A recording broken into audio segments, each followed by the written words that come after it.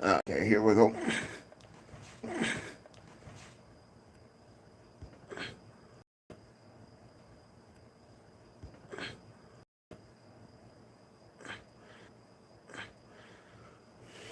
All right. Mostly it's because I don't know how a lot of those restaurants feel. People doing filming in their business and stuff, you know.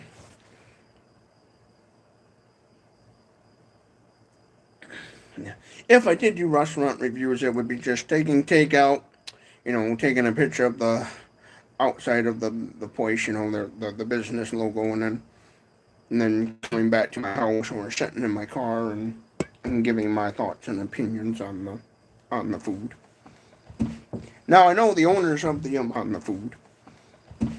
Now I know the owners of the hot hog. They didn't mind that when I did that video, and I because I shared that all of the town's Facebook community pages, and they liked the photo, and then that Paula Jeans they didn't mind that and stuff. But I know there are restaurants out there, you know, that don't feel comfortable with people filming inside their facilities and stuff, and so they just, you know. And then too, you know, there's also people out in public that they don't want to, you know, be on a camera and stuff, you know. So it would be respectful.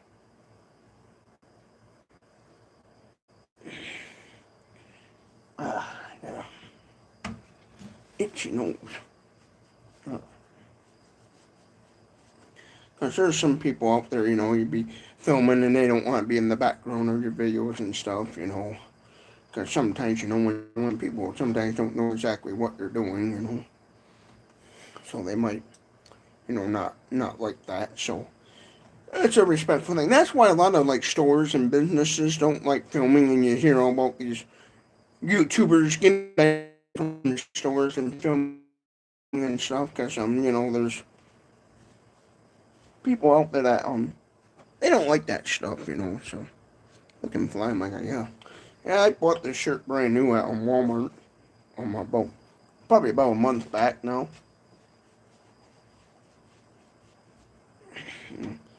I just got an itchy nose.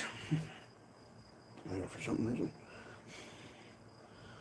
You should do it like I do. Yeah. Because I don't want to make this YouTube channel just about food reviews and product reviews. You know, I want to, like I've said before, do all kinds of different types of content out there. But that's one way to help people out.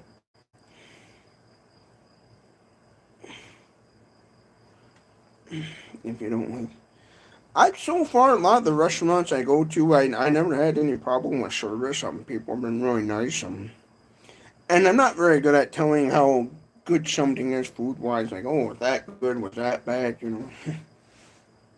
A lot of times when I eat food at a restaurant, I'm not paying attention to the quality of the food and stuff. I shut my mouth and not even think about, well, how good was that? And, you know, like the Paula Jeans restaurant place, I like that because I like the idea of a nice restaurant that don't care to drink all and stuff. You know, I think it's great. We have that kind of establishment, and then we also have the what they call the social house. The social house, that's a bar and restaurant, and I think that's neat because it gives an opportunity for people to who want to have a meal and maybe an alcoholic beverage with them to be able to have a drink. And I think it's neat when towns have, you know, those kind of places where they'll have their bar and then they'll have a sit down mom and pop coffee shop restaurant and stuff. Like earlier today, I went to the social house and had pizza and chat with a little bit with some people I know, and then of course I scooted home because then I got the idea, hey, why don't I just get on YouTube and make live stream videos? And, you know, I'm like, wait a second, I can make money off live streams instead of trying to stuff. So yeah, I also got super chats and set up, so if anybody want to do super chats, you know, and I think, you know what, instead of just listening to music, because they this social house is a bar and restaurant, and they have what they call music bingo. And I said to myself, you know what? screw this. I'm going home where I can make money on YouTube. Because I keep forgetting sometimes about the whole YouTube thing sometimes. And so today was one of those, wait a second, it's Thursday. I could probably get some people on. Because I know towards the weekends and stuff, live streaming is really, really good, and so far, today I've been doing pretty good at getting quite a few people on here. Right now there's 5 people on there. Oh, my night's going good.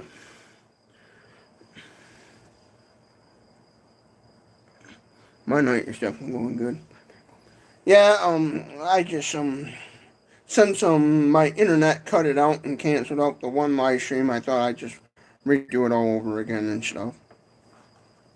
Because, I was on for about over 2 hours now, and then the other, because I was on probably now, been told like 3-4 hours on live streaming and stuff.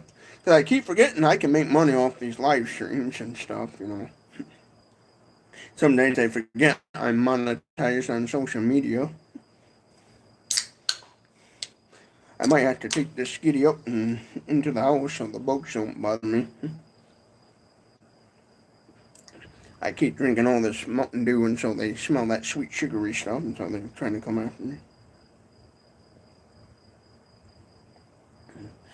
Because the thing is, at that social house, they play a lot of copyrighted music, so I couldn't live stream or do anything. Do anything in there, because and then plus there'd be people there that I know that are drinking. People, hey, you doing live stream, and it would just be full of a bunch of drunks. Which, in the past, I've been one of those, so guilty of that, getting drunk and swearing my words.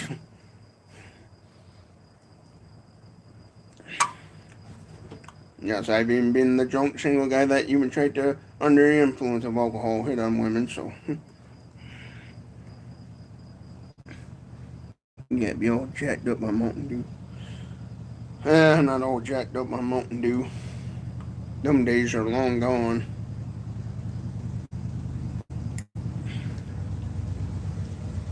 But yeah, I know. Like I said before, in the drinking and stuff, but I'm not too much into heavy drinking and all stuff. I'm one of those people. I'd rather live a sober life than a drunk life 24/7. But there's nothing wrong with people going out having alcoholic beverage, socializing, and doing their thing. Everybody has their own little preferences and stuff. I've in the past done that when around socializing with people doing the heavy drinking and stuff.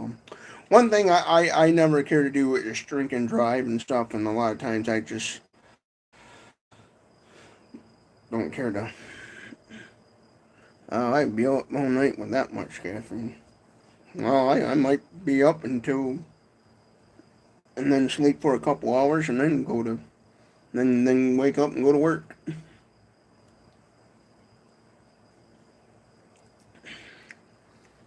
I drink so much of this down through the years that my body's practically immune to it. But yeah. Basically, the only difference between me and an alcoholic is the beverage. So, alcoholics would be drinking all kinds of beer and stuff, and I'm drinking all kinds of pop. So, yeah. Now, I've always told the drinking people in my life that, people that like to go out and have a few drinks, I always tell them, hey, if you got a designated driver, then I might be down for the 1 becomes 2, 2 becomes 5, and then next thing you're like, ugh. Because I've been down on roads before. I'm not, no square to the, as the hippies used to call it, I'm no square to the, drinking alcohol. I've been in those predicaments. Actually, a funny story that happened to me one time. I have been so drunk where I've gotten piss drunk, where I thought to myself, I'm going to make it home, and then I realized I already pissed myself, so I've been down that road before. Like, oh, crap.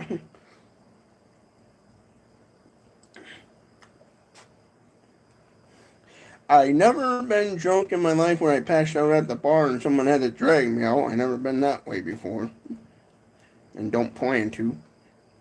But I've seen it happen.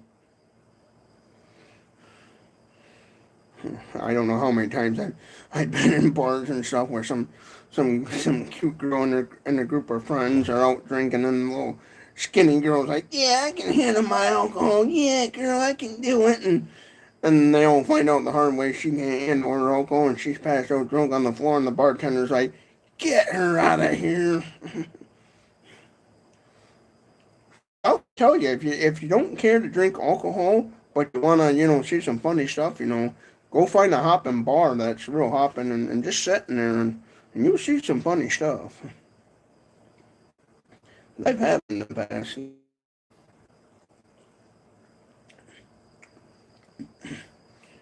Because I've in the past, been in those places where people say, why don't you drink heavily? And I'm like, no, I want to remember this shit. Because I've seen some funny stuff. And trust me. I grew up around people would one becomes you and for the next thing, boom, they're all.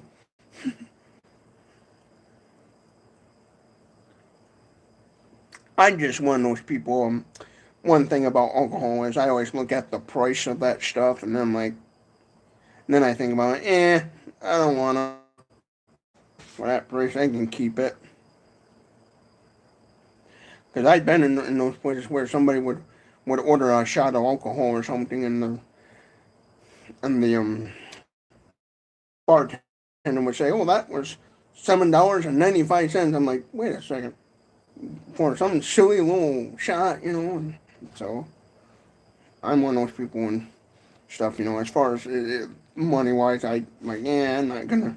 Because to me, there's more better stuff to spend money on than just all kinds of booze and tobacco and all that stuff. And like I said before, I grew up around those people that heavy drank, and I seen what their life turned out, and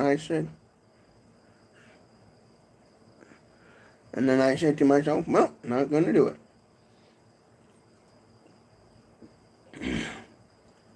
And so, but it is fun kind of socializing. I do like socializing with people, and connecting, and those types of places, coffee shops, bars, restaurants, are kind of a nice little place to sit and chat with people. There's nothing wrong with that.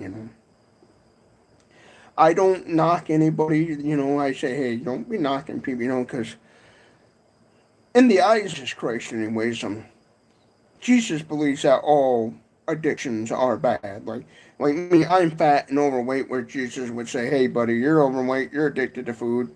You're no better than that guy over there snorting crack cocaine or whatever, or doing fentanyl, so think about that, I say there's nothing wrong with people going out, just having a good time with friends and socializing with people, if you want to, and the people that I socialize with that drink, they're like, hey man, do whatever you want to do. If you want to drink, Not saying, oh, come on, man, don't be a sissy, don't be a wussy. I never got around those kind of people and was like, hey, man, just do your thing and we'll be cool, I would have stayed down there and listened to their music and stuff, but then I just all of a sudden like, wait a second, I can make money off from YouTube. So I basically kind of like, screw this, I'm going home. I'm going to make me some money. Either way, through super chats or through the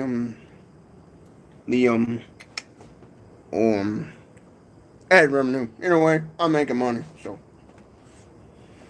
I'm that type of person. I could highway robbery. I'm the type of person I could be on a hot date with a lady and then have something come up where hey, I can make money. I'd almost be tempted to look up the hotline and say, sorry, sweetie, I gotta go. I got an opportunity to make cash.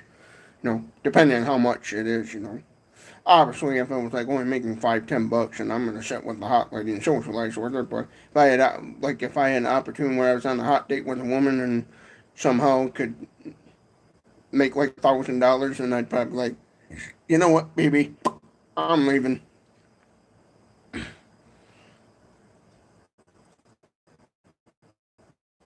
Depending on do you smoke weed? No, I don't. I don't care to smoke weed. And And the reason why is because years ago, I had an uncle that in the year 2000 passed away from basically kind of I would call it smoking marijuana related death. I had an uncle years ago that smoked marijuana and he got into heavy drugs and wouldn't take care of his life and he died. He passed away basically. 'Cause what happened was is when he was a kid in high school, whatever, teenager, he got with he got with the crowd that smoked marijuana and he started smoking marijuana and then it caused him to want to do other drugs and stuff because he didn't just do marijuana, he did like heavy drugs, pop pills and more dangerous stuff and became addicted to marijuana and he had diabetes really bad and was real skinny from being a diabetic and he wouldn't take care of his diabetes right and stuff. He'd always be drinking all kinds of alcohol and I remember being up to my grandma's house and him at the kitchen table or the dining table having a big old glass bottle of Jack Daniels and being an alcoholic and my and him seeing how his life turned out and stuff where he was just always getting high 24/7 and not taking care of his medical problems right and stuff made me decide it'd be best to stay away from marijuana because I on alcohol, marijuana, all that stuff. I look at my family's history on all that, and always factor that into that there's a high risk I could end up a certain way. Now, have I tried it before? Yes, I did try marijuana in the past and stuff, but not for me. If somebody wants to smoke dope around me or cigarettes or drink all kinds of alcohol, I am fine with that. Doesn't bother me none. Because I grew up around chain smokers and all those people, so it don't bother me none. Because some people,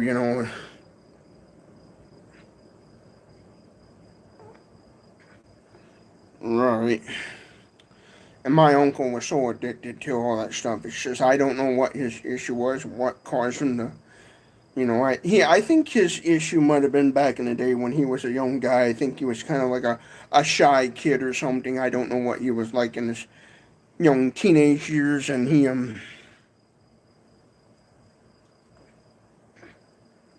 he decided to just he just got with I think a group of friends that were into that stuff, and they got him into it, and then he just spiraled downhill after that. Have you tried Up Dog? I don't know what Up Dog is, so I don't know none of that. Well, I don't blame the marijuana for his death. I would say the pill popping and the heavy drugs. I don't know what all he took and stuff, like what all drugs he did. But not taking care of his diabetes was a big factor, and then popping all kinds of pills and stuff. I remember him many times.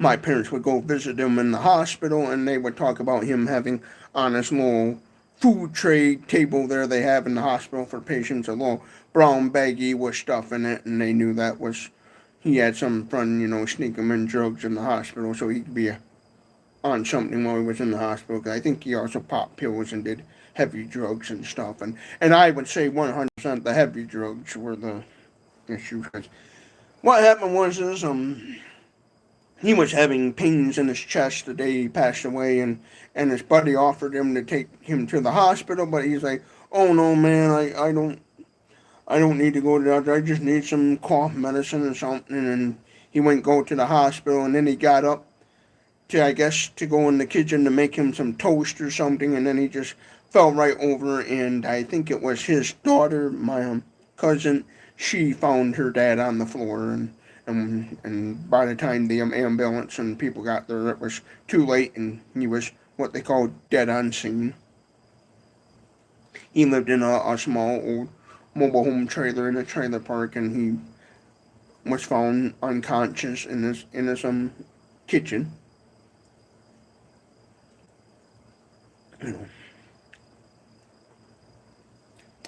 If I play video games, anymore, it's just kind of free games that I can download on my on my tablet, or the YouTube playables, or just old video games and stuff, because I like vintage technology. So most games I play a lot more. Sorry, stupid bugs. Is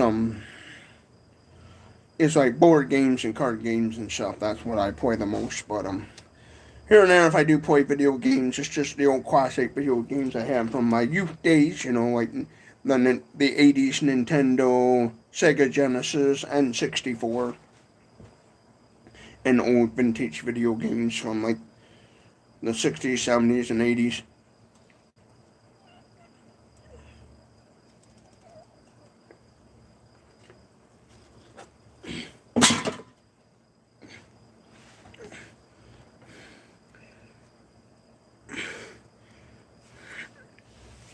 I did have at one time a PlayStation 2 and played that before. I remember I played Grand Theft Auto in the past. Yeah. Oh, one of my goals in the near future is try to save up the money, get me like a passenger, big old passenger van, or school bus. And sometimes some of these people that I like to socialize with get a group of going and go on some road trips and stuff, and maybe be able to hire a camera person at the time to help film it and stuff, because I would love to do that and stuff.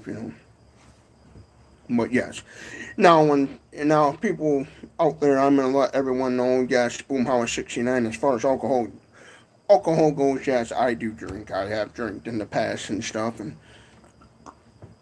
once in a while I have chased down a beer and stuff. That's out of all those things, like beer, tobacco, marijuana. Alcohol is alcohol. I've done more of that than I've done tobacco or any type of marijuana. But yeah, but I just don't care to do that stuff, because to me there's more to life than that stuff. And when I look at prices of that stuff, I'm like, I'd rather save up for this instead of doing that and stuff. That what keeps me away from that stuff. And I grew up around people who were just big time alcoholics, and their life turned out. My mother's father was an alcoholic, and his marriage to my mother was to my grandmother wasn't very good, and ended in divorce, because all he wanted to do was go to the bar, get drunk, and not do the right things, I guess. I don't know the full story on all that. But he just, and my grandpa, one thing about my grandpa that was an alcoholic, he acknowledged his mistakes in the past. He called it, I was a fool, he called it to me in the past. Justin, I was a fool back then. And he was one of those types of guys, I know he wished that he could go back in time and change his ways, and he would have been a little bit better father and stuff. But he was, and hearing that and stuff, and being around other alcoholics, made me say, you know what, I'm going to keep a distance from this and stuff, just play it safe, And I notice when I go out and stuff, because I socialize with people that drink and get invited on to bars and stuff. I kind of like the soberness, because then that way, if somebody needs a designated driver, somebody says, hey man, I want to go out until 3 a.m. in the morning to a certain bar, but I need a designated driver. I'm down to say, hey, if you got a set of wheels, I'll hook you up, and stuff, because I think it's perfect, And then also it's good to have a sober friend in the group that can keep an eye on you, especially if you're a lady, you want somebody that you can trust and keep an eye on you, and not, issues, But I'm one of those kind of, as far as alcohol goes, I'm kind of like, not for me, Now, obviously, if somebody offers me up a drink, and, depending on what it is, I'm not going to turn it down. Like I said before in my other live stream, Like if a pretty girl came my way and said, hey, buddy, I'm going to my house to get a tank. You want to join? I depending on how pretty she is, I'm like, okay, take me to your car. Cause come on, when a pretty girl offers you something, you don't kind of turn it down. But personally, me, like I always tell the people that I'm around, hey, I don't care if you do that stuff around me, doesn't bother me one bit, 'Cause I don't mind, being around those people. I know some people are like light smokers and stuff like, I can't stand my, it's like, oh, relax, Karen.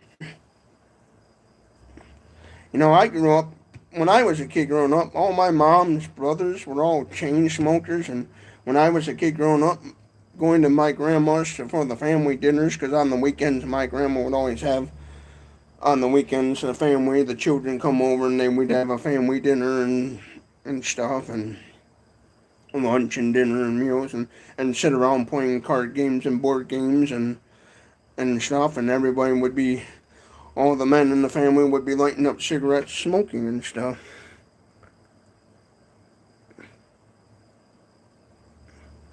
Oh yeah, you always gotta be careful of people. There's a lot of good, bad people out there and stuff. And I remember as a kid growing up, all the men in the family smoking cigarettes and setting at grandma's ashtrays, putting.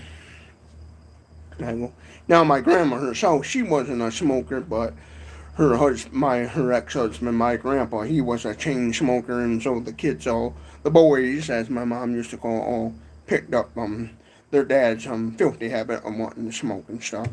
Actually, I myself, when I look back at all the chain smokers that I was around, all the tobacco users, I'm surprised that I didn't become one.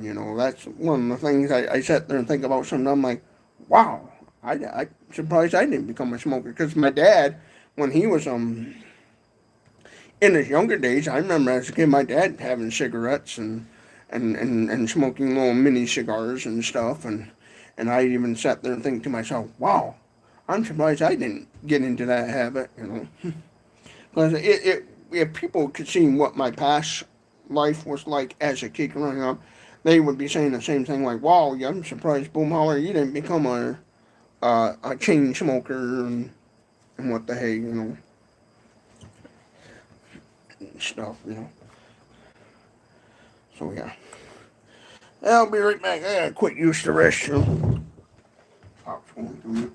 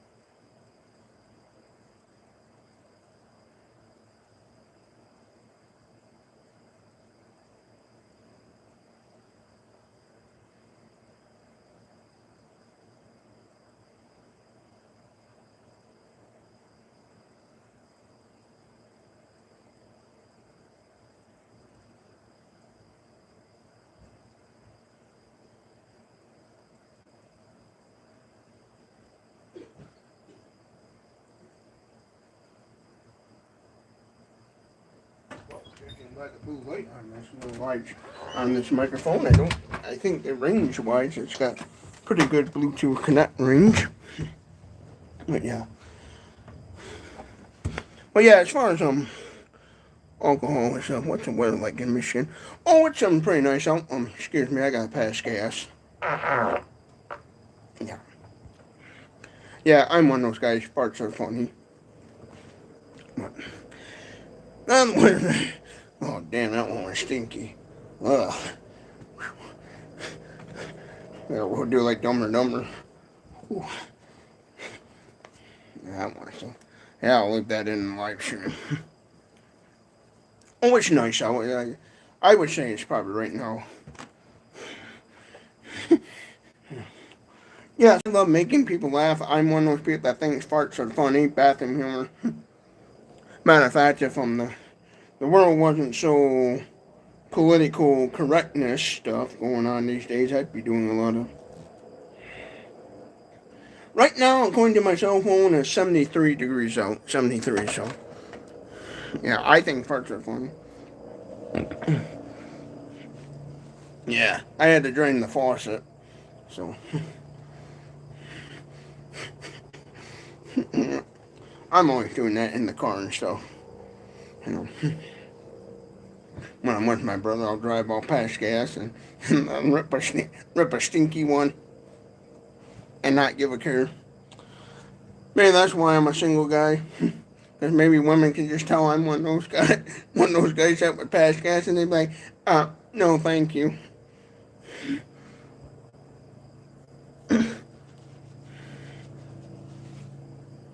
Oh yeah, because I had a tinkle, and a sprinkle. But yeah, if the world wasn't so political correctness, I'd probably do a lot of comedy on here. That's why YouTube kind of went downhill, is because of all this. Women don't fart is a well-known fact. According to Red Fox, women do not fart; they poot. But remember, 2 poots equal a fart. But I grew up in a household where women cut the cheese, and boy, you smelled it. Whoever smelled it, don't you? You know, where I grew up around the women that didn't care, they let it fly, and they did not care who smelled it, who heard it, what they. Cause I grew, yeah, cause I grew up around those people, them ladies. I was like, damn it, I don't care who knows that I farted. I grew up around the women where if they was at a 5-star restaurant and they passed gas, and some rich lady go, oh my, how unladylike. They'd be like, yeah, kiss my. They'd be telling that rich lady off, you know. And they'd be saying something to them, like, you know, the women that I grew up around, they were the old tomboy type old country girls where they walked sat down at a far side restaurant and they passed gas, and some rich, wealthy millionaire lady was like, oh my, that is very unladylike. My mother would be like, yeah, and kiss my unladylike ass. And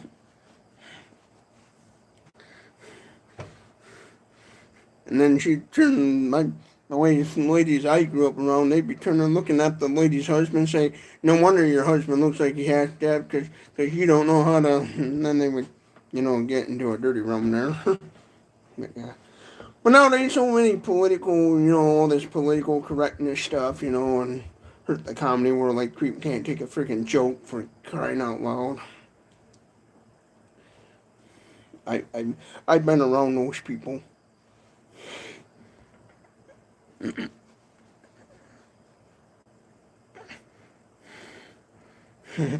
Well, I don't care if a woman can handle my farts or not.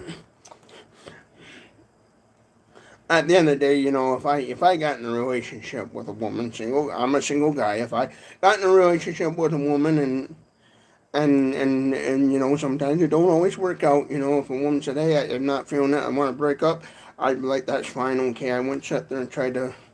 Oh, I would talk with the lady and, you know, make sure to know, hey, what's going on and what the issue is, and, you know, and if it didn't work out,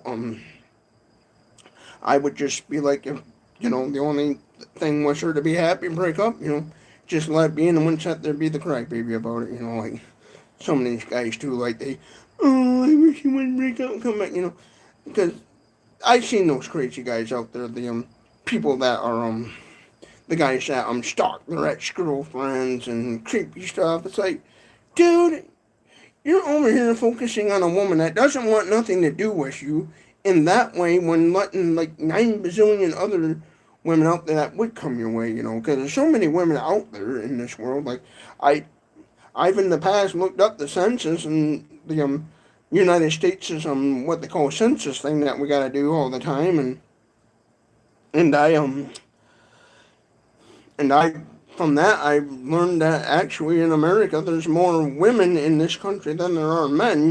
So it's like, dude, go get you a woman. Don't, if one girl turns you down, go to another one, and but be nice to that lady. Like one day on social media, I asked a woman out. The woman turned me down, so it's like, okay, I'll move on to the next woman. I'm not gonna be like, oh, don't sit there and ask 9 million questions. She's like, oh, I'm sorry, I'm not. The lady said, oh, it's very sweet of you, but I'm thinking about this other man over here. So I thought, okay, I just put okay to her and left it at that. Be polite. And then some, like for example, some guys will get all mad when a girl just wants to be friends, and I'm like, dude, use that opportunity towards your advantage. If if you're with a group of women and they just and you ask all of them out and all they really want to do is just be friends with you and they don't want no relationship, none, then be friends with those girls, because then what happens is, if you like that league, that types of girls, eventually what will happen is those types of women will lead you to that one that will tap their friend down the shoulder that just wants to be friends with you, and say, hey, who's that guy, Let me better describe that. Say, like, for example, this lady that turned me down, oh well, okay, be friends with that lady. Be friends with those ladies. Because then eventually what will happen is they'll have that one female friend that will tap her on the shoulder, because obviously, when a girl puts you in kind of the friend zone, she just wants to be friends with you or whatever. Those women will be quick to, when their friend's kind of interested in you, they'll tap you on the shoulder and say, hey, who's that guy? And then they'll be like, oh yeah, that's so-and-so, and they'll hurry up and try to push you on to her, push you, and we'll say, yeah, that's so-and-so, and he's this and that and the other, and yeah, he's a great guy, yeah, go for it, and eventually, if you're looking for those types of women or types of leagues of women, you'll eventually get one, that's what I'm trying to say. So don't, when a girl turns you down or says, oh, I just want to be friends, be that friend, because if you get a good group of female friends going, like me, I'm a single guy, I don't hardly socialize with people much and socialize with women much, so me trying to build up a group of friends, males and female friendships, eventually what will happen is one day one lady will come along and tap those people on the shoulder and say, hey, who's that chum? And then they'll say, oh, that's Boomhauer69 and stuff, or my real name, Justin. Hey, that's Justin, and blah, blah, blah. And then that lady might be intrigued and say, hey, buddy. And then boom, you get the one you always wanted, Sometimes that's what you gotta do. That's the way I look at it. Just because some guys do that. As soon as the woman cuts them off, they'll hurry up and, yeah. And some guys will, when a girl turns them down, they'll just automatically cut them off, ignore them, won't, have anything to do with them. And I'm like, dude, it's like, why are you just cutting that person off? Don't, be friends with them. If they'll let you socialize with them and be friends with them, do it. Because eventually you'll run into that one girl that might be 10 times better than the one you first wanted, Or you might, if you're one of those guys that the first girl you see, you kind of, or you might, find one that's even way more better that will take you on stuff, so. Like if you're, like for example, some guys will see two girls together and they'll pick a little bit uglier one that they think they might have a shot with, and you never know, you might become friends with that girl. She might turn you down and you might be friends with her, and then that girl you first wanted might get to know you through her and say, hey, she turned you down, how about you becoming friends with me and stuff. So, that's the way I look at it in the show world, Don't, read the books, don't, scare off the girls that don't want you, don't, all of a sudden say, oh, that girl don't want this, give me as a girlfriend, so, and blow them off, be friends to them, be nice, because then, too, also, there's always that chance that, the lady, you just be friends with the lady, be nice, and she might later on, never know, down the line might change her mind, too, so, that could always happen, too, that scenario, but, so. And then me, I personally, the reason why I don't hardly talk to many women on social media is because I just see all the badness in the world and see how a lot of guys treat women, and so I decided, I'll keep a little distance from them because I really don't know how to get conversations going and chatting with them, women and stuff, and so I just kind of keep a distance, because I always get kind of nervous and scared when it comes to socializing with people in general. I'm kind of like my one grandpa, and I've been working on it and stuff, so lately and stuff, trying to and trying not to be the running and hiding guy. Right, yeah, you gotta get off your ass and get out there, and that's what my goal is with building up YouTube, was also to help me be more sociable and get out there and stuff, and because I noticed with YouTube and stuff, and then I one day on a social media page, community page, I put about being about on one of the local town community pages, since I work for a store, I went on this one Facebook community page and introduced myself to everyone. Hey, I'm the guy that you see walking around the store parking lot collecting shopping carts, stuff,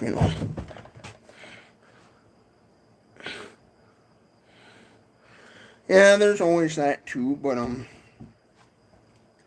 to me, just being friends in general with a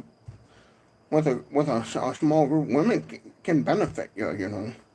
Like I was talking with a guy that's friends with this one lady. He said I like being friends with her because if I want to know something about a girl, she'll be gladly to go over there and introduce and stuff, and that's the way I look at it. Because sometimes if you're just friends with a girl and you're kind of shy and nervous, like you're sitting at, we'll use a bar for example. You're sitting at a bar with your female friend, and you see a lady that looks like she might be single, have nothing, and you're kind of nervous to go over and talk to her. Sometimes having that female friend say, hey, go over there and do the bidding for me, and if she's a nice female friend, she might say, oh, sure, she'll go over there and probably get the information and do everything, I remember one time, oh, my one family member cousin, one time I was at a bar and I tried to do, and my one cousin, I said, hey, there's a lady over there, like, can you go over there and get it for you? And for a joke, she looked at me, my cousin said, you're on your own, buddy. For a joke, she goes, I'm not doing your bidding for you, go over there, because she knew I wasn't very good at talking to women and stuff, and a shy guy, and so to encourage me, she's like, buddy, I'm going to make you do your own bidding, you gotta learn how to do that crap. Yeah, but on that topic, having a bunch of having female friends, like me, for example, being just friends with women is a good thing, because since I don't know much about socializing with women, it's going to help me in the long run for myself, where eventually one day I'll get that perfect girl that I like, and things will hit it off, I look at the positives of that. Bars, restaurants, museums, mall stores. Actually, I had better look at meeting women, meeting women at the place of work that I work at. Because, join the club boom, I'm not good at it either,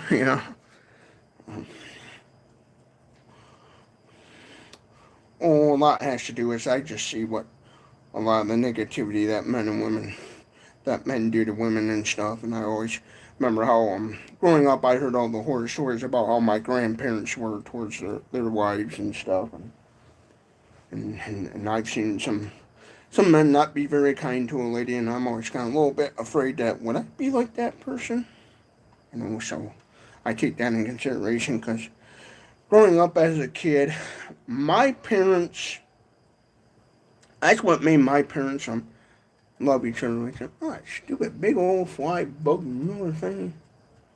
Oh, there's a biggie. Hey, hold on a second. Let me pick up this camera. There's a big old bugger.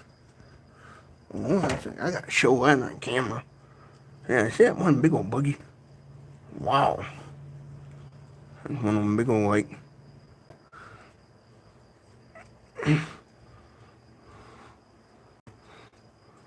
Well, he's really attracted to that. Look. I don't know what kind of bug that is. I ain't got a fly swatter, or I'd swat his ass. Teach him a lesson. Hold on a second, I gotta get a broomstick. That little dragonflies. Oh, it's a dragonfly. He's kind of annoying this garbage out of me. I gotta get a broom. I'm gonna swat his ass.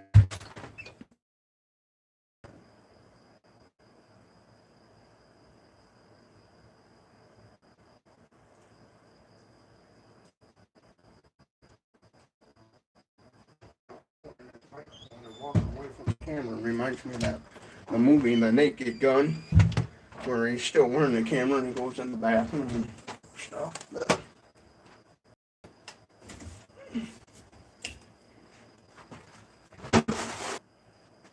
there, that's millions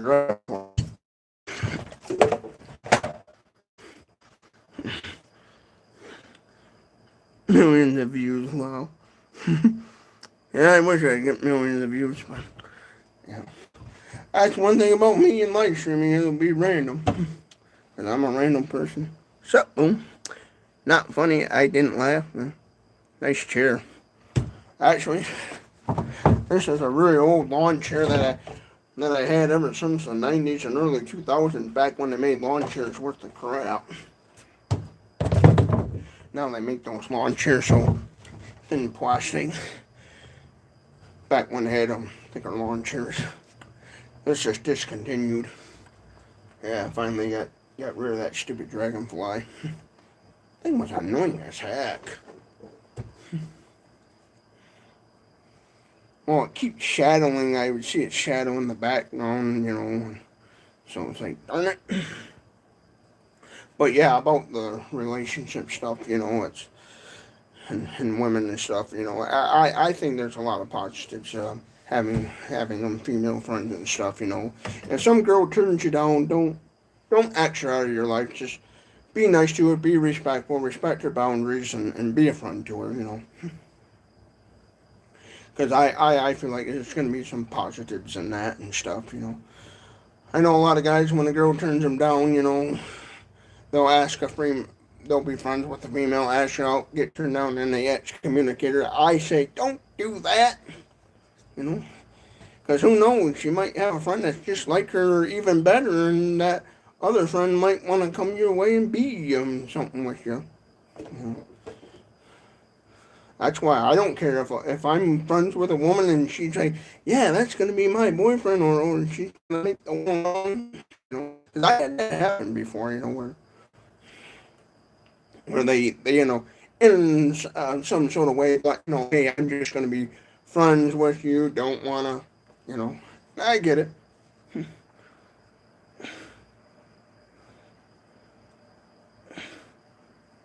Yeah. Well, I'm one of those people, I watch them. I'm always standing on the sidelines watching people's relationships and stuff in the past. And yeah, you know, people gotta be patient. People rush into that stuff so much. Like, I went to school with a girl that's been divorced quite a few times, and it's like, I know more to get. I know in the past, I always felt like, it's like, geez, I know more to get dressed for work. That woman's already in a relationship or single and stuff, you know. Like, some people go through relationships like people go through a pack of underwear or something, you know. Because people are not taking the time to get to know one another. That's what made my parents' relationship was so great, is because My father came from a home where the mom and dad wasn't getting along and were fighting and divorcing. And my mother was the same way. She came from a home where the mom and dad were fighting and feuding and divorcing. So that's what brought them together. Because I guarantee you, back when my parents were dating, my dad brought that up. Well, my parents are going through a divorce, because my dad did this or yada yada. My mom like, shoot, you think that's bad? My father did this and that to my mother, and joked and laughed about it the way they was.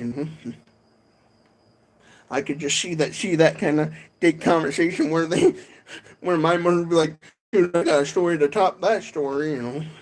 Because my dad's father was an abusive person. He was verbally abusive towards his wife and stuff, and always get mad and stuff. And my dad probably yeah, my father did this to my mother back in the day, and my mom goes, shoot, you think that's bad? My father did this and this to my mother,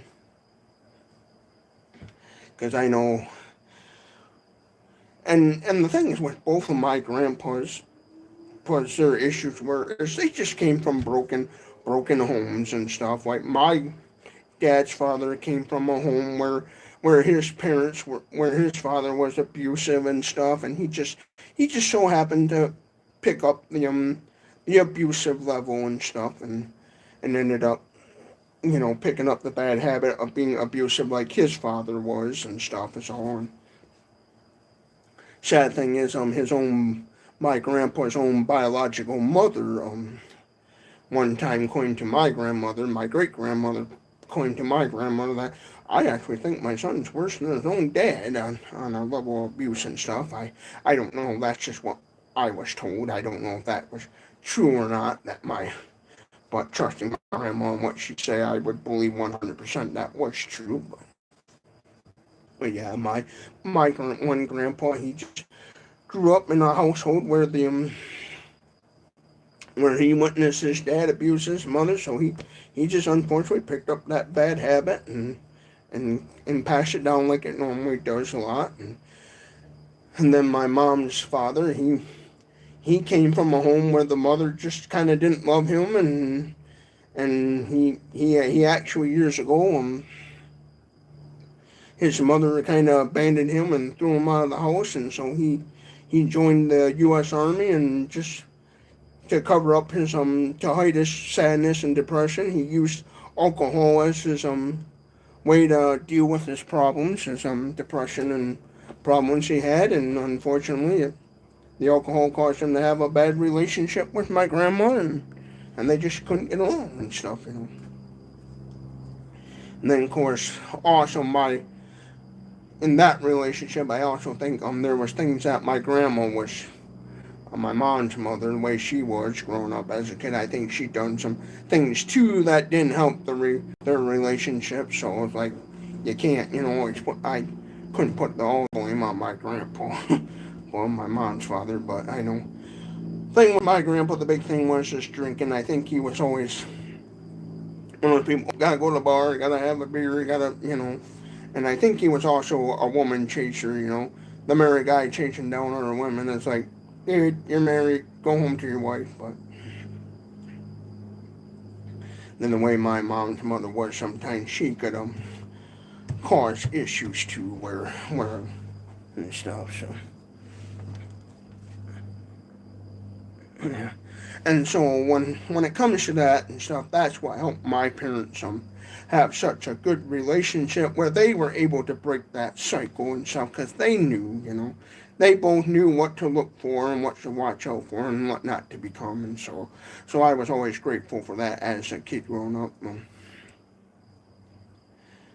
And my mother, she knew how to look for the signs and be on guard if any abuse was happening. And my parents were never abusive towards each other. Oh, they had their differences, but every relationship does. And there were a few times where my mother wanted to do something her way, and my father even kind of like, well, I'd like to do it this way and stuff. It happens. But the biggest issue with my parents' relationship was my dad's father, grandpa, and my mom's one mother always had to intervene in relationships and stuff. Like for example, me, I have a lazy eye, and I remember as a kid one time, doctors talking about we should talking about doing maybe an operation on the eye to correct the lazy eye, and my dad was, oh, let's try the eye patches and stuff, which did work. And my dad's biggest fear was, since I could see out of the eye, and they knew that, my dad was afraid that these doctors would have did an operation on my eye and made my eye worse than what it is, where I'd be blind in one eye. And my dad was kind of big fear of that. Somewhat, worked out. Just when I know that sometimes I kind of think about focusing that eye a little bit where it won't be so lazy, but yeah, for the most part, the eye patch trick worked out flawlessly, where I didn't end up needing surgery. And my one grandma was always my one grandma, my mom's mother, she intervened in that. Oh, he should have surgery. You're denying him a chance and all this, and she intervened and showed her true colors. And as a kid, I thought, yeah, that don't surprise me why her and Grandpa didn't get along, and she had to intervene and try to cause drama. And my father said, well, I'm not going to have them mess up his eye, because my dad was kind of afraid that these doctors might screw something up where I would have ended up blind in one eye. And so, and I thought about that as an adult, and in my adult life now, I'm like, well, I can see out of it and stuff. So I'm just like, hey, I'm not gonna, I can see out of it, so it doesn't bother me, if it's a little on the crooked side sometimes. Oh, what I would have to do is to correct that is just get a medical grade eye patch and cover up the good eye, like what I'm doing right now, and it causes the nerves and brains and stuff to focus on that, to focus. Like right now, it's kind of in outer space, where now my eye is looking straight like it's supposed to be. Whatever nerve that is lazy in the eye is now focused on that. So it's just lazy eye trouble. It's just where there's like a little nerve or muscle or whatever you want to call it, not, working at 100%, where it's only working like maybe 60 or 75%, But yeah, I never let that bother me, so yeah, And sometimes, because what they do is you wear the eye patch for so many hours of the day, and then it causes the nerve or whatever to correct and cause the brain to say, hey, get that eye working right and stuff. And it did correct it, Yeah, it did. Where if I would have never done the eye patch or anything like that, the lazy eye would be 10 times worse than what it is right now.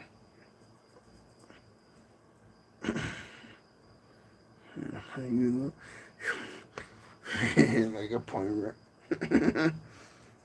Yeah, funny. Well, yeah, I know what that eye patch stuff is, and I tried to start and tried to make my dad out to be the bad person, but it didn't work. Oh, the thing about my parents' relationship is, since my mom's mother and parents were divorced, and my mom's father, like my father, I remember years ago hearing the stories, my grandpa saying to my mother, yeah, Carmel, I'm glad you chose this guy instead of all the other men you was with. And being that he was divorced from my grandma, and then my grandma turned around and she just disliked my father, I think, because she knew her ex-husband liked him, and like, yeah, I didn't like that guy, and I thought that was I always thought that was kind of funny. I'm like, oh, I think I said that to my grandma. I said, oh, Grandma, you just hate my dad because Bruce, your ex-husband liked him. And I think I said that one time, and she like clamped right up, shut up, and like just gave me an evil stare. Like, yeah, I'm right one. Because in that relationship, my grandma, my mom's mother, was one of those types where she could definitely turn a man into a drinking man, the way she was. So, it was just one of those things where two people, on my mom's side of the family, it was just one of those things where two people got together and then they found out the hard way that they were not meant to be together. So, have you ever thought about writing a book? I hate writing. When I was a kid in school, I hated writing and stuff, and I'm not very good with grammar and stuff, where the book would have all mispronounced words and different grammar things where people would be like, what?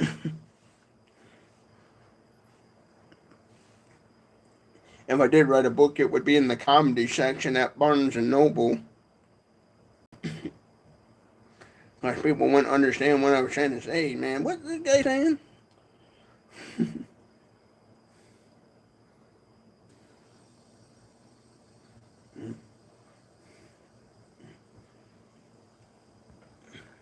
So yeah, I would never can write a book.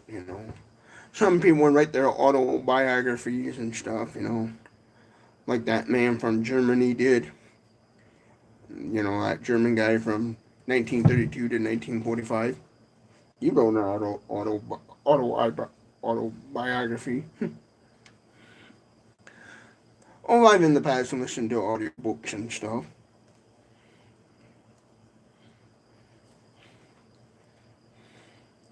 I remember as a kid, playing with toys that had storybooks to them and stuff, where you'd play the little cassette tape and then it would beep, and then you would flip over the cassette tape or put in a new cassette tape. You know. I remember in school reading books, and then after we read the book, then we'd watch the movie. I actually don't care to watch sports. I'm not a sports person. Sports to me is kind of boring. I don't care to watch a bunch of guys trying to chase after a ball.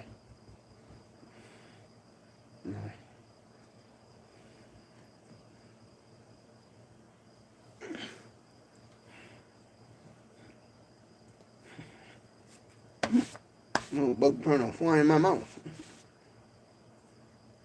But yeah, I don't care to chase after balls. And watch guys chase after balls.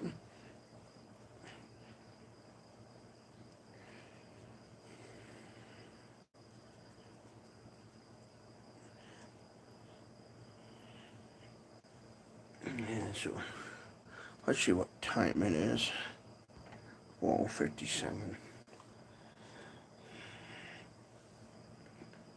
Oh, it must be. It's getting late night and everybody's clocking out. No, there's 5 people. Oh, I got 5 people and 5 likes. Hey, that's cool. Yes, I do fishing. I do, but I won't ever make fishing videos. Because I fish and stuff. I don't care to make fishing videos. Well, the main reason why is because I don't want to, piss off the Michigan DNR, make a fishing video, and then get letters or tickets in the mail saying, oh, we saw your YouTube video and you caught a fish that you're not supposed to catch, and blah, blah, blah, and have, a bunch of drama. Or a bunch of them PETA environmentalists, oh, you don't fish, it hurts the animals. And not going to put up with that garbage. Yeah, if I was rich and loaded with money, I'd find some kind of interesting tents and put them to the test and stuff. I actually have a big old Coleman tent. Well, not a big old tent, a pretty good sized tent I bought from Menards, and I'd love to have the free time to do some. You did it. Yes, I in the past actually that one Menards tent I bought, I did a video about in my backyard and stuff, and if I had a bunch of free time and money to do so, I would go out and go to some campgrounds in the area and do a video. Funny thing is, where I live, hunting, no, I don't do hunting because in Michigan you gotta take hunter safety course, and I never did, so I can't legally hunt. That's in bow hunting and with a firearm. I can't legally by law do that because I never took hunter safety course, so I can't legally obtain a hunting license and do hunting.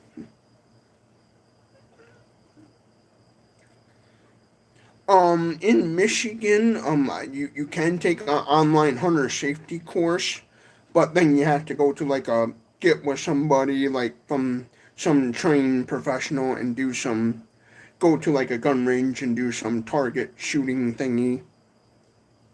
I looked into it before, quite a few years back, so that's how I know how to obtain a hunting license. But yeah, you have to go to a gun range and basically show a instructor that you know how to safely, load and unload a gun and properly shoot a firearm and stuff. And then they give you a little certificate that you present to the place where you're getting your hunting license, and then voila, you get your hunting license and stuff. I right now I have a fishing license, so I can legally fish and stuff. So I can do fishing, but you know. And plus, years ago, my dad used to do hunting, but he never after he had an incident. One time, my father used to do hunting, but then he had a. You should really record from other people. I probably would, but my place of work went like that. Because where I work, my job has a kind of strict policy on social media, filming, and different things. Well, yeah, my father used to hunt.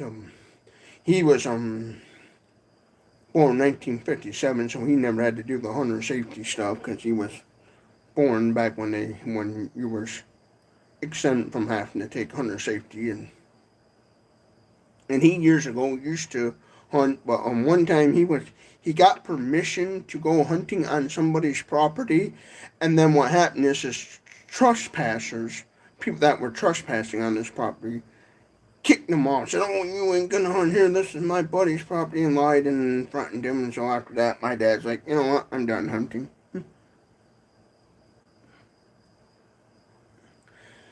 Well, in general, I know the rules at my place of work about all that social media stuff because I really looked into that, so they wouldn't allow it.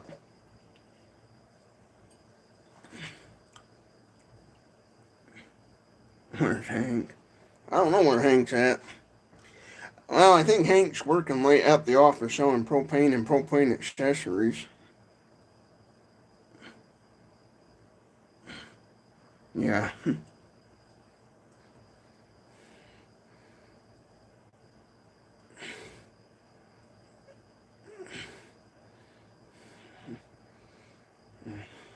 Yeah, I always push them backwards and stuff. We can get a whole roll of them. And at my place of work, like a lot of stores have, if you ever see those little machines, like those little robot mark cart machines that they used to help them bring in a whole roll of carts and stuff. The store I work at, we have one of those little mark cart, they call them mark cart machines, but I never use it to that you can put a whole big roll of carts on and make it easier to drag carts into the store in the designated area and stuff. But I never use that silly machine because they got one of those, like I call it, self-propelled little machines that helps them make it easier to push a big old giant roll of carts, and I just never cared to use it. People are welcome to use it. Like on my store, they don't care who uses it. You can just go ahead and use it. But me personally, I'm just like, I don't care. Which is, you ever seen them? They're usually a red machine that's got a big old orange beacon light on it.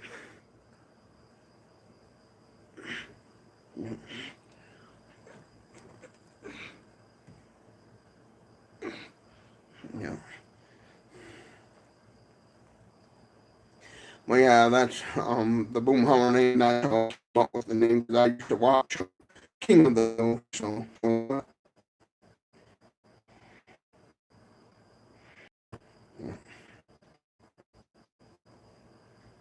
Because actually, the one we have actually has a little, like, a wireless remote control that you can, run the machine and just control it by using, like, it looks like a TV remote, and you can just press a button and not even have to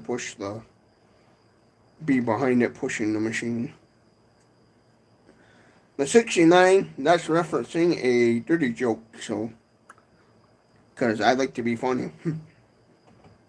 The Boomhauer name came from King of the Hill because I talk funny from being hard of hearing, and I thought, you know what? Since people in the past say it sounded like Boomhauer, that would be a perfect name for a YouTube channel. And then the 69 is referencing the dirty joke. Ever that joke? What comes after 69? Wash.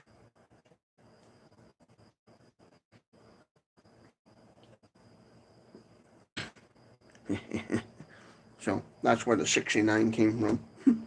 It's that old dirty joke. But yeah, so what happened is a long time ago, I made the YouTube channel, and I let YouTube pick me a name. They a suggestion when they're like, "Oh, here's what we suggest." I wanted some kind of red name, and they recommended this country or whatever, and I thought, okay, and then I changed it to "It's Not Funny." I thought that'd be a funnier name.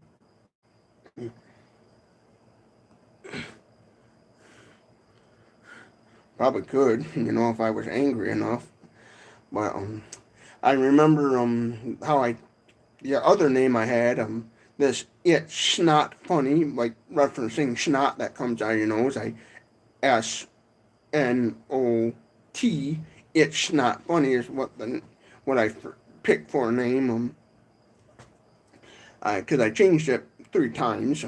The first one was something that Google recommended, and then I decided, well, I'll call it "It's Not Funny," and then I thought that name's too long, and I thought it'd be a little hard for people to understand. I thought, what would be kind of a better name, and then I decided to and then I thought about Boomhauer, and then I thought, you know what, there's plenty of Boomhauers out there, so how can I make it kind of stand out? And then I went with Boomhauer69, and then I added the 69, because I sat there laughing, I'm like, oh yeah, that'd be funny, 69, yeah. Actually, favorite pop is what I'm drinking kind of right now, Mountain Dew, Mellow Yellow, Fago Moon Mist, Shasta's version of their Mountain Dew and stuff, so.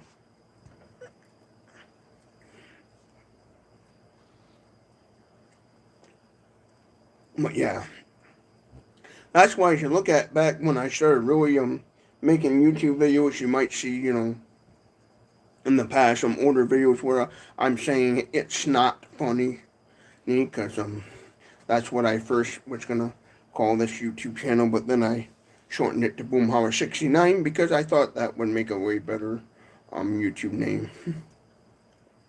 Because I wanted something short that people would remember, And I think I did a good thing with the whole Boomhauer69 and stuff. And then also, if I remember right, a farmer friend of mine used to have a name. Used to at this one auction house used to use the number 59 as his bidding number, his, and so I thought about that, and then I thought about 69, and I thought, you know what, that would make be more funnier, 69. At first I thought, well, I'll reference 59, and then I thought, you know what, be even more funnier 69, because people would remember that, and I thought, oh yeah, the funny 59, 69, and what comes after 69, like the old joke, wine and dine, 69.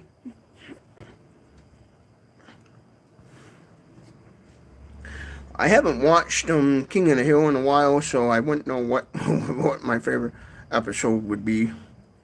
Now, my favorite snack, I'm going to probably say probably like beef jerky and stuff, beef sticks, beef jerky, meaty snacks. Yeah, somebody I know.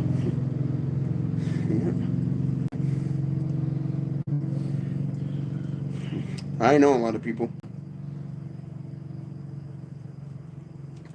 Somebody I know that rides a motorcycle.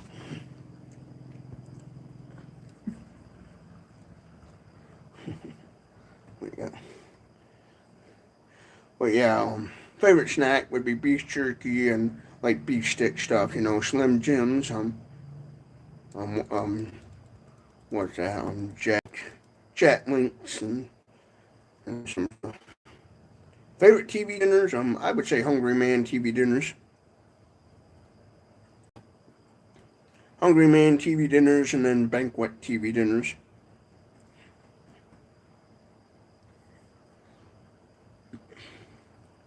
I do like the banquet Salisbury steak dinners and then the Hungry Man's boneless chicken with mashed potatoes, corn, and a brownie. And then I also like their Southern style popcorn chicken too. Oh, that nose of mine. Yep.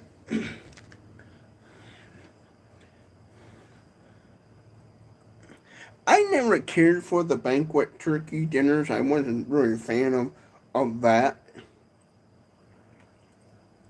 I do like turkey and stuff. Favorite pizza topping? Pepperonis. Cheese and pepperoni pizzas.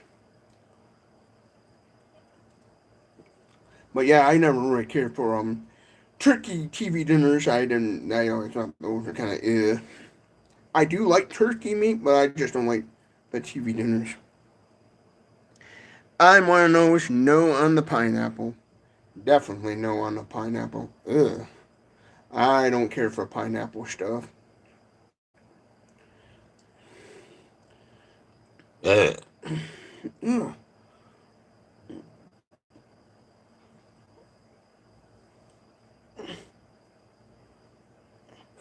Now, people like pineapple on a pizza. Hey, that's you. You do what you gotta do.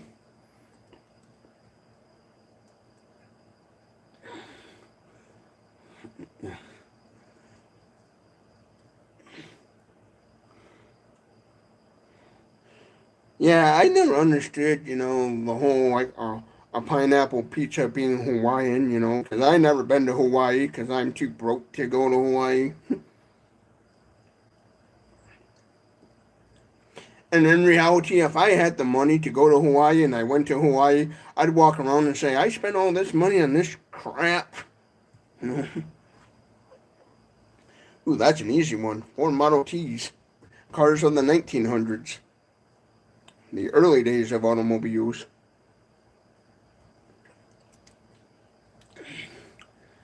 Give me an old hand crank car any day. I wish I could have kept my old farm away tractor because that was hand cranking. Ooh, I love that.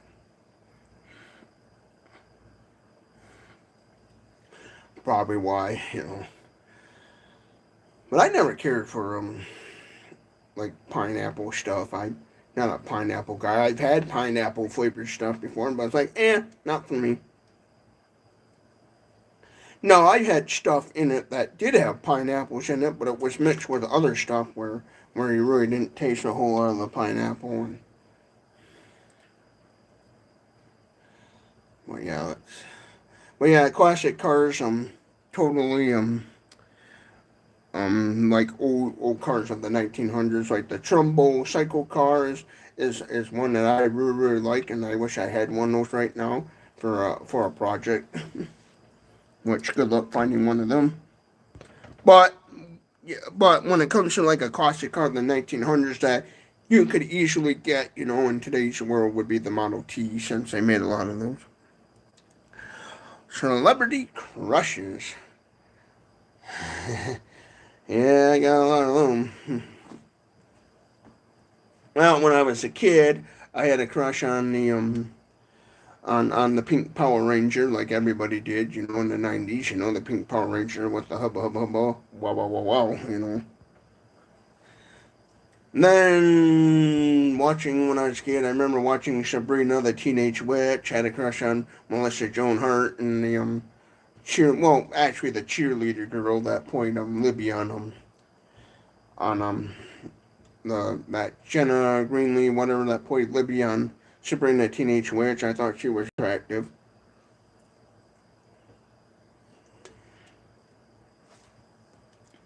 And of course, who couldn't forget, Boy Meets World, Topanga, yeah, thought she was good looking. There was a lot of them. I don't know who the hell that person is. Zuping or whatever. She's Topanga. Well, back in the day when my dad was growing up, everybody had a crush on Marsha Brady, so. Here's the guy in the tube.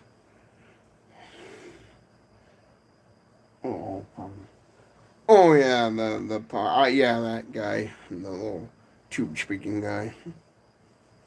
Yeah, I know what you're talking about now. The little kind of, he almost colored like the moon, gray, kind of grayish blue guy. Yep, Hillary Duff, yep. You know, everybody had a crush on either the Pink Power Ranger, Topanga. I remember watching Seven Heaven and all the girls on that, thinking, well, we cause all we. So yeah, I had my crushes. And everybody has a celebrity crush. Oh, it's.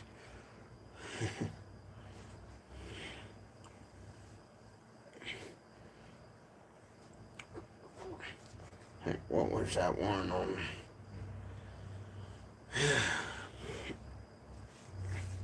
What about now? Celebrity crushes. Of course, there's probably guys out there that probably are like Glenn Quagmire, having a crush on Lois Griffin. Some people, yeah, Britney Spears, sure.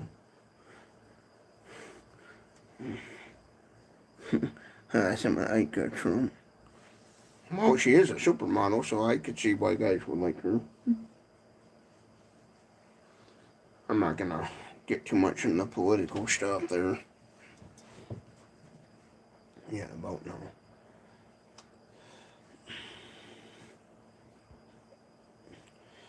Now, me, I don't watch any modern day television or any much in the modern day music, so I don't really pay attention to celebrity women much no more. Mostly the celebrity crushes I have are from the 90s and early 2000s.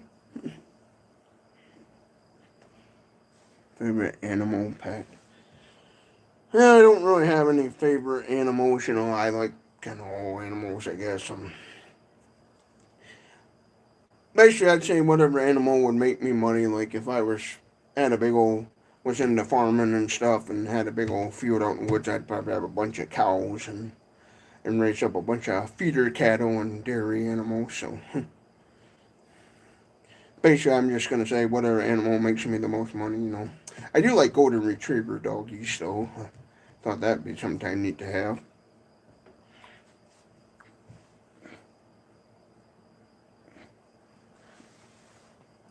So when it comes to dogs, I like golden retrievers and stuff, and so retriever dogs.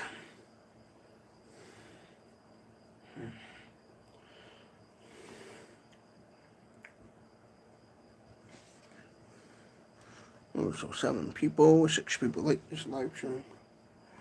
I don't, me personally, have any pets, but my brother does have a cat, so I live in a household with a cat.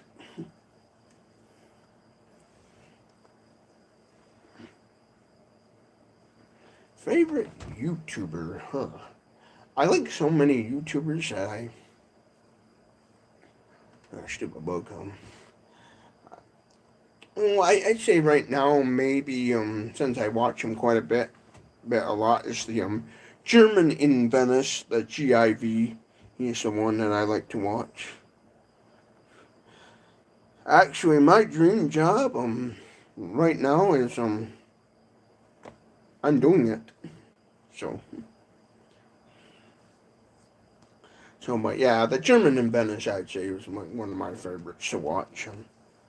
And then that producer Michael as well. So I'd say them two I watch quite a bit.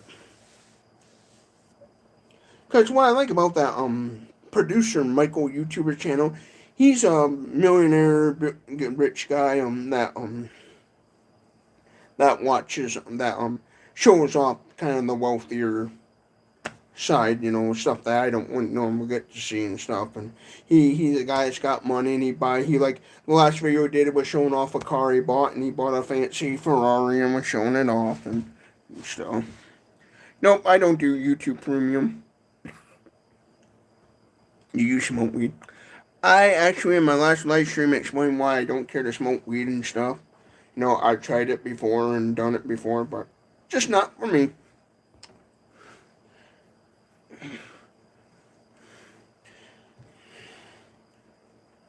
And plus, I don't really get around people much that smoke them and stuff. Now, if I was around somebody that smoked, hey, it wouldn't bother me none. And the few times that I did try smoking marijuana, I just never. Right, that's what I say. Hey, more for the people that do that stuff. I tried it before and it just never did anything to me. But that was because I didn't do it enough to really for the body to take the effects. Because the first time I tried it, it was your body's fighting it off like a disease or something where you don't feel the highness or whatever. Where if I would have continued to do it and would have done it, eventually I would have developed the buzz, you get. Well, I have in the past drank some whiskey, Jack Daniels, I've done tequila before and alcoholic stuff, so I'm not. So as far as whiskeys or bourbons, I probably had bourbon before, but just never realized it, because there's been times in the past where I've been super drunk and somebody say, "Here, down this," okay, and then not realize it, But most of the people I was around, it was just Jack Daniels, cinnamon fireball whiskey, and just different types of tequila like Patron or Jose Cuervos, and one time I had a really expensive tequila. Like I got a free shot from a lady that used to run a upscale little restaurant one time, and she gave me this, and I downed the tequila like a shot, and she's like, "That's one of those kind you're supposed to slap at," He lectured me because I'm an old country hillbilly, I'm from the old school where when you do shots of whiskey or tequila, you just automatically down it, and she's like, "That's one of those kind you're supposed to kind of sip it," and I'm like, "Oh." Because I drank with people, I would say if I'm gonna say probably if anything, I'm probably more of what they call a social drinker. If somebody's gonna label me as some sort of drinker, but I just like if I'm out at a bar by myself or something, I'm not gonna get into drinking all kinds of alcohol or anything. Actually, a funny story is I have a lot of truck drivers in my family. I have my grandpa that was in the Korean War. He was a truck driver during the Korean War and used to haul bombs to the front lines and supplies and stuff to the front lines in the Korean War. He was a truck driver. I had an uncle. I have multiple uncles that were truck drivers and stuff. So, and my dad's father worked as a delivery driver and stuff. So.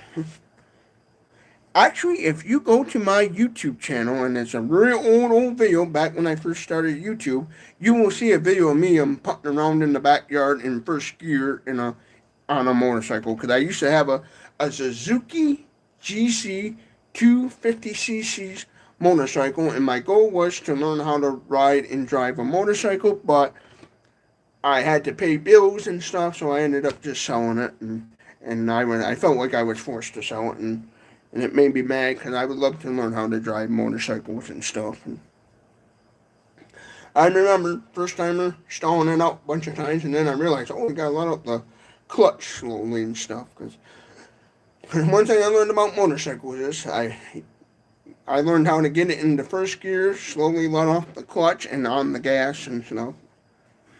Yeah.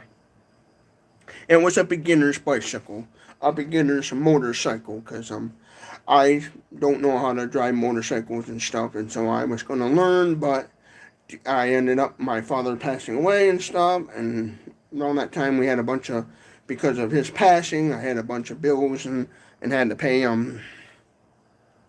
his taxes and stuff because they forced me to pay his taxes. I don't know why, but they're like, and from the government, and so I just sorted out at that time to pay off the bills, and I wish I didn't have to sell it. I wish I had the money to get one, maybe in the near future. But then I found on the internet this oh, I showed it. Let me pull up a picture of this little, oh boy, boats. We got a lot of lightning boats. I'll find it. Screw that up.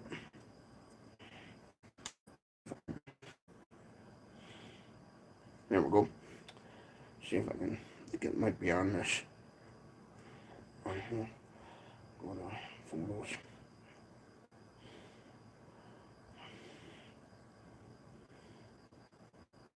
I have to look here on my home, but no, I don't do crack. I'm not a crackhead, so never tried it, never done it, and don't plan to.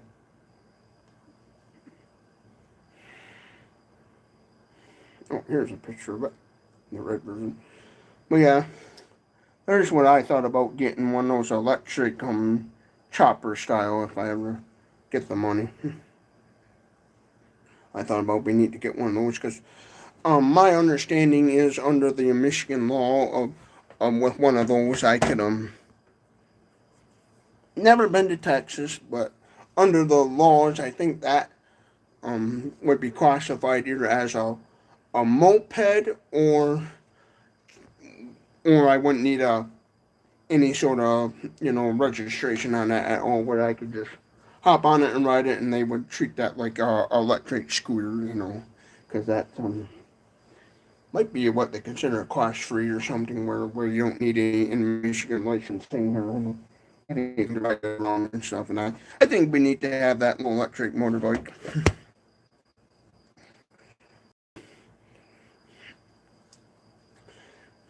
But I'll show that again. That let's see where was that?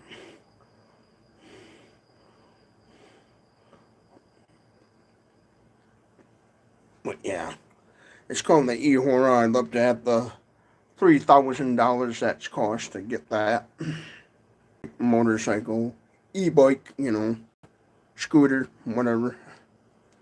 But the only thing with that is I do not consider that a real motorcycle.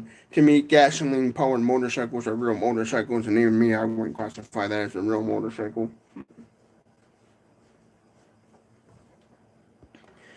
Even the electric ones that the government does consider real motorcycles, I'm one of those people, like, if it's electric, then it's kind of like not a real motorcycle. To me, motorcycles like choppers and stuff like that are gasoline powered, loud mufflers and stuff. That's a motorcycle to me. I don't even consider crotch rockets like technically a real motorcycle, to be honest, but oh, I've seen, like crotch rocket motorcycles that look kind of cool and stuff, but, me, I'm into like the Harley Davidsons, the road bikes, and, like what you used to see back in the day in the biker movies and stuff, like I watched them one day on YouTube, the old biker movie about the Hells Angels, and that stuff.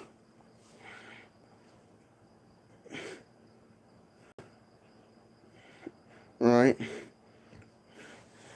Yeah, I know they do and stuff, there's electric motorcycles are becoming a thing and stuff, but yeah. I'll be right back. I gotta use the restroom again. Bathroom break. Should I do it on the naked gun?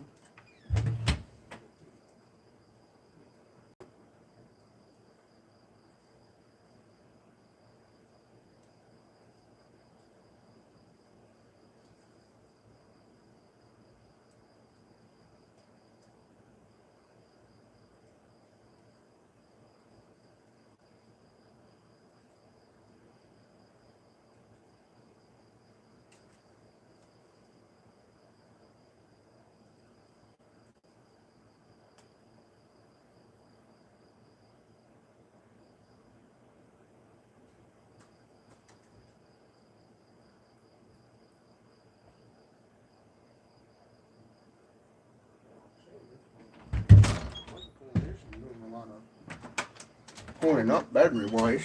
The battery life on is pretty good. But yeah, I know Harley Davidson, they make electric bikes too and stuff. Oh, got 8 people online, that's kind of good. But yeah, forgot what I was going to say there about motorcycles. But even with that one there, I wouldn't consider that technically a motorcycle per se, but yeah. But I have seen crotch rockets that look really cool and stuff. I think, oh man, if I knew how to ride a motorcycle, I'd ride that, you know. But I'm more into just those regular what they call road bikes, you know.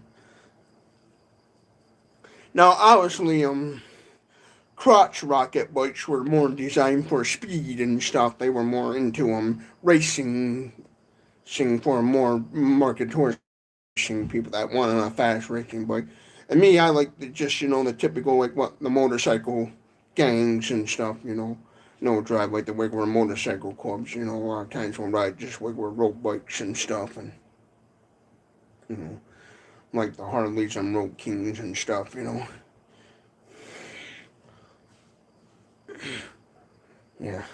I don't know a whole lot about motorcycles and stuff, so, you know, I don't know ins and outs and stuff. I'd be the guy if I had a motorcycle and I was driving it on a road trip and it broke down. I'd be on the cell phone calling some mechanic and having a motorcycle shop, you know, be working on it and hoping I'd get cell service wherever I was at.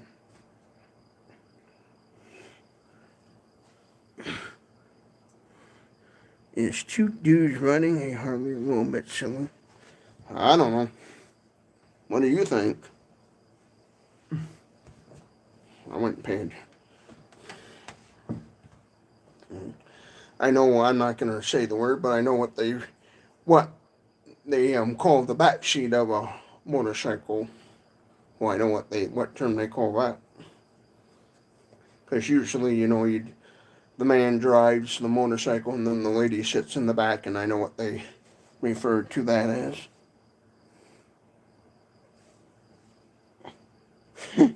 Or hillbillies on a moped. That'd be a sight to see. I've seen some mopeds that I wouldn't mind having, some gasoline-powered mopeds. There's some Chinese-looking ones that I thought would be cool to have and stuff and be able to do some road biking on. Because I would definitely, on mopeds anyways, do some videos. Because in Michigan here, if it's classified as a gasoline moped, if it's classified as a moped, anything under 100 cc's is a moped, and all you do is just, if you got a valid Michigan driver's license or a moped license, you can just go get a sticker, slap it on the moped, and then off you go, a registration sticker, and you're good to go.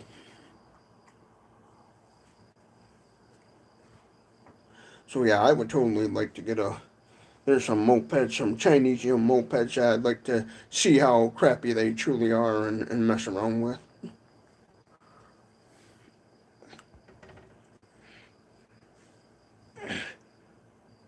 Yeah.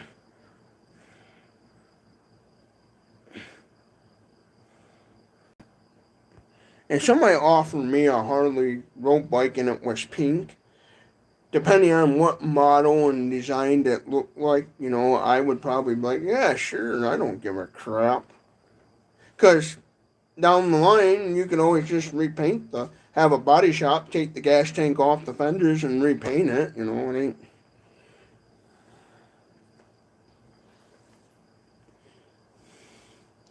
You know, if it's one of those where, hey, here's a motorcycle, go do whatever you want with it, then hey, I'd be down for it. I wouldn't care if it was pink.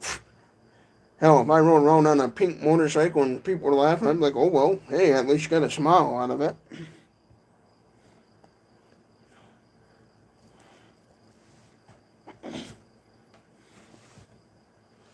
Yeah, I don't know about the polka dot helmet there. I'm like, yeah, I don't know. If I knew how to ride motorcycles and, you know, I don't know, then I'd probably, you know, think about it.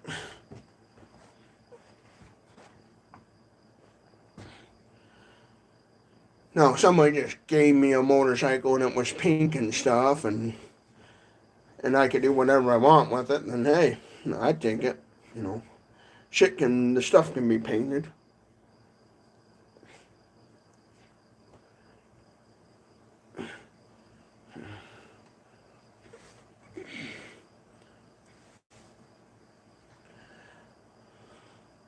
Well, I even thought about there was some one time getting this one type of moped and that came in a pink color, and thought about being funny to do a YouTube video, but I never have money to do that stuff, so I don't get to do that stuff. I know. I'm one of those people, I can take a joke.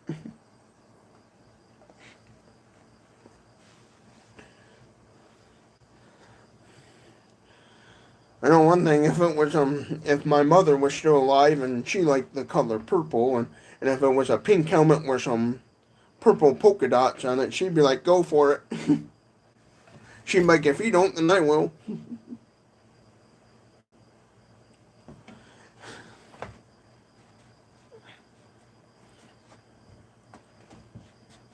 Well, like the color purple, I've seen some, like there's this one, it's an electric bicycle made by a company called Fit Trip, and they make a moped style e-bike that, and they had a dark purple color that really caught my eye. I thought, oh, man, that purple color's kind of sleek, neat, and stuff. What time is it in my neck of the woods? Oh, it's 1:30 in the morning. 1:37 in the morning. Lucky it's Friday. So, when it was the middle of the week, people would be hollering out, hey, turn your lights off. Go to bed. Because I'm sitting on my porch and people are like, oh, shut up. I could just picture that, you know, if I was a loudmouth playing loud music.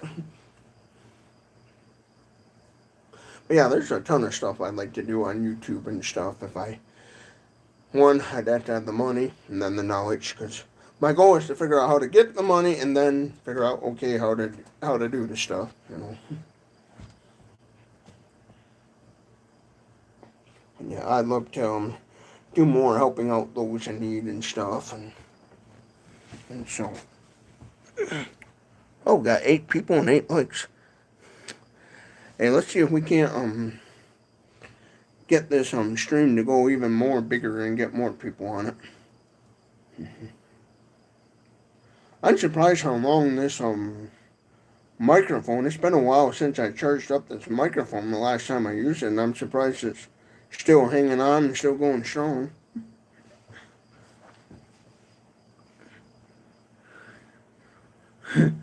Oh, if I was playing loud music or something, you know, super loud, they'd probably complain. I don't know. And I'm not gonna find out.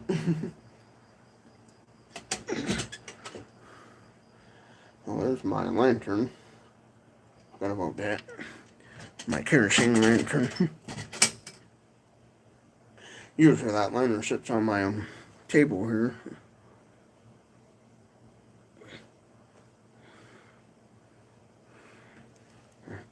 Oh, if you go to Instagram, you'll see a couple videos I made where I sung some songs and tried my hand at singing.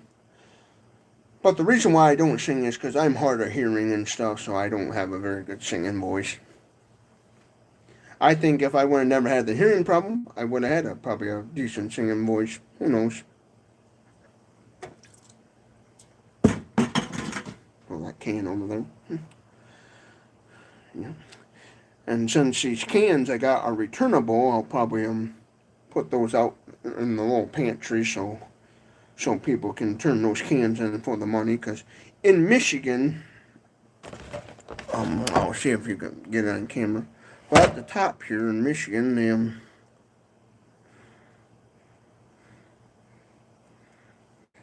all these ones, they'll have them imprinted on them. You won't be able to see it very good on the can, but they'll have MI 10 cents, and you can, when you're done with the cans, you can turn it in and collect 10 cents. And so what I do is when I'm done with my cans and bottles sometimes is I bag them up or put them in a box and then stick them out in the pantry for people to take and turn in and stuff.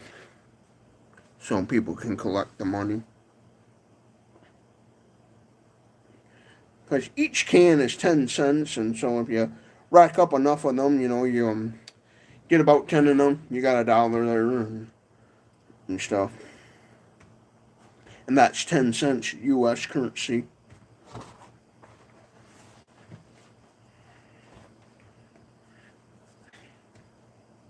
U.S. dollars. USD. Right, yeah. Yeah. Now, some people would by now be cutting the live stream off because, there's not only 7 people on here. But me, I'm going to keep going for a little bit more longer. I ain't got nothing else to do. And I'm awake, so that's usually what happens. Well, instead of doing that, it's just 10 cents, Let somebody else that's in need, that's struggling, be able to buy food and stuff. And then sometimes I do put it towards my YouTube channel because I make a video about what's in it, and I'll show the cans and stuff sometimes. So technically, it's already doing its thing going towards YouTube. And me, I just like doing that because it helps out people who need a little extra help and stuff.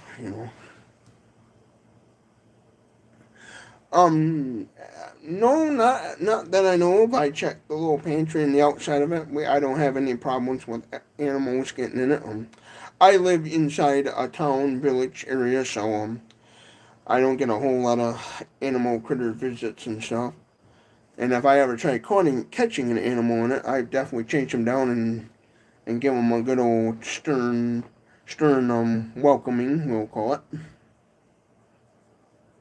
Well, yeah, so far, that old pantry never had any issue with animals trying to get in it and ravage it and stuff.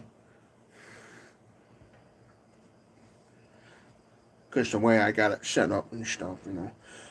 In the near future, I'd like to upgrade that to a regular woodshed, make enough money off the videos to upgrade it to a regular 10x10 woodshed and stuff, and have a regular, type house type entry door like this right here and stuff, and have, better shelter from the elements and stuff, the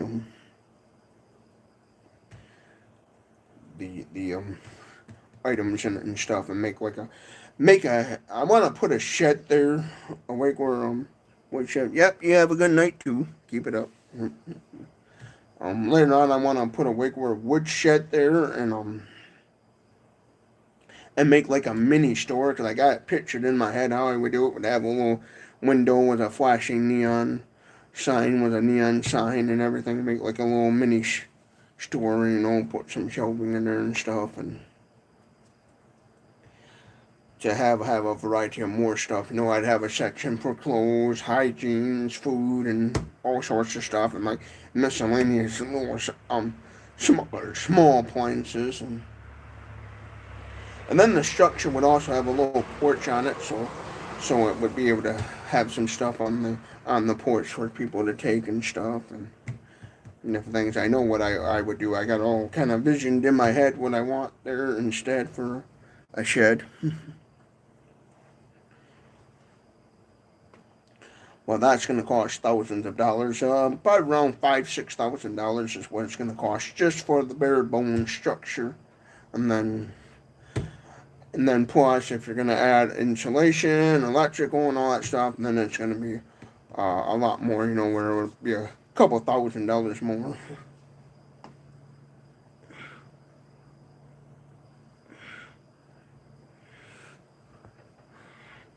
Yeah, I would agree with that. Stepping out of the comfort zone more. That's one thing I definitely got to do and stuff. And really, when I got free time, like I have a little bit of free time in the morning where I could, kind of go out and do some stuff, but I just don't want to. Like, there's museums and stuff I'd love to go and film and do things at, but again, I also don't know how to do a lot of good, like, filming, editing and stuff. Like, I really gotta train myself to get out there and just do it and hope for the best, and then eventually it'll just come, natural, where I'll show and stuff and go to these music, that like to film and stuff, and not, I don't know how to. and not worry about time and stuff. Like I'm so like, oh, I'd be trying to film and then be like, oh, what time did I get to work? Gotta get to work, and so I just kind of say, yeah, screw it, and not, do it, Not very good at socializing with people and stuff, so I kind of, well, few steps back and stuff. And I guess, I'll agree with that. I do got to break out of my comfort zone and stuff.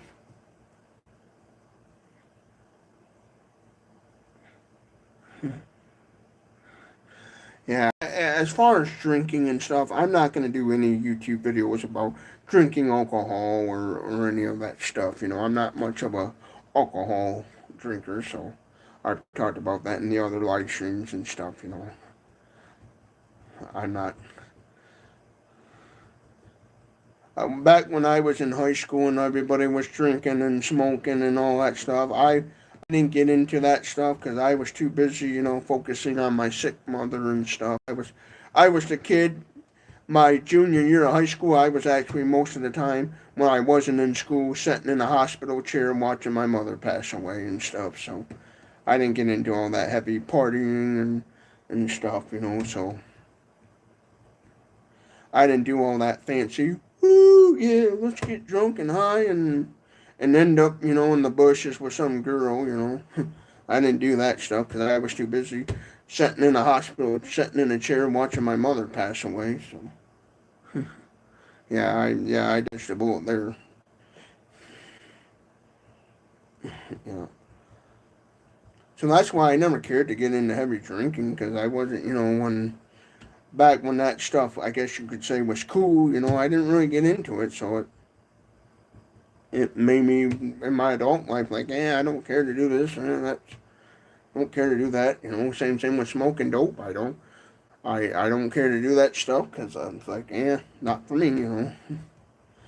Some people out there they do that stuff because they think they get around those people and they think they gotta do it, and it's like, dude, you don't have to do it. Just because you're friends with somebody that does it doesn't mean you gotta do it. And that's the way the people that I socialize with that do that stuff, they're the same way. They're like, hey, just because we do it doesn't mean you gotta do it. They're cool about that stuff. And to me, if you're around somebody that it's like, oh man, if you're gonna be with us, you gotta do this and do that, and you really truly 100% don't want to do it, walk away from them. Hey, just tell them nicely, hey, that's you do your thing, and I'm gonna do my thing. And stuff. Everybody has their own little habits and stuff. I don't knock anybody. I'm addicted to drinking soda pop and stuff. That stuff's gonna kill me. So, I'm not gonna sit there running people down and stuff. You do what you gotta do. Do your thing. But yeah, I don't get around all these I don't get around those kind of people that like, oh man, you gotta do this, oh do it, the peer pressure and stuff, and I'm like, not for me. That's the thing. The people that I'm around, they do that stuff. The people that I'm around, they do that stuff, and they're like, hey, if you want to do it, cool. If you don't, oh well, no sweat off of mine. You know what?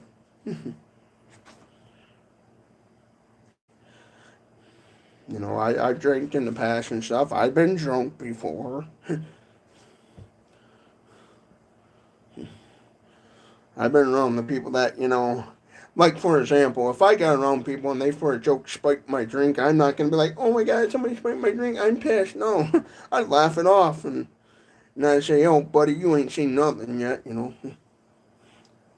I'm one of those people, yes, I know I could handle some alcohol and stuff where somebody tried to put a strong, shot in my drink or something, say I was at a bar and I was drinking Mountain Dew and somebody, and with a group of friends drinking, and they were drinking alcohol and they spiked my Mountain Dew with an alcoholic beverage, and hey, it ain't gonna bother me.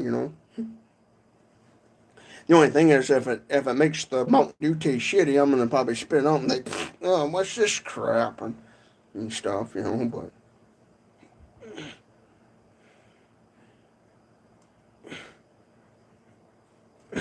Have viewers ever bothered you in your town?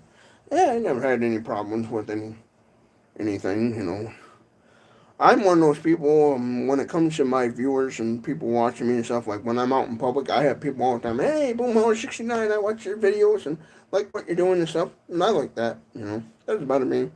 When I'm out in the public and fans approach me and stuff, that don't bother me. But yeah.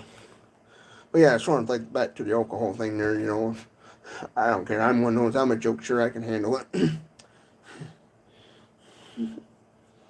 I'd be two of those people, they'd be like, oh, boy, how do you feel now? I'd be like, buy me another one of those and I'll tell you.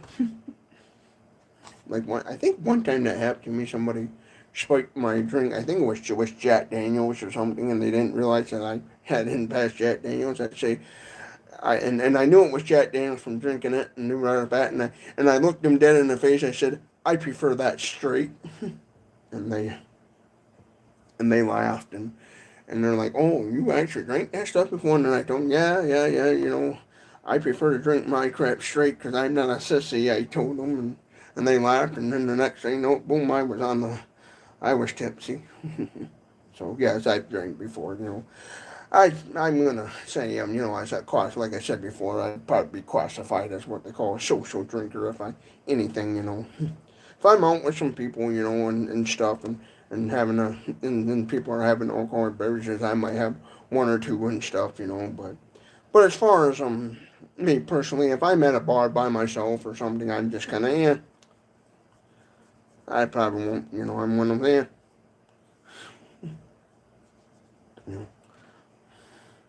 But yeah, I know there's people out there that they social that get around with people that peer pressure others into that stuff. If you're not into that stuff, tell people. Don't be afraid. Don't try to fit in. Some people think, oh, I gotta do this to fit in. I don't care. I've always been one of those people. I never paid attention to who says what or if people like me or stuff. What people think. I just kind of sat back and stuff like, I don't care.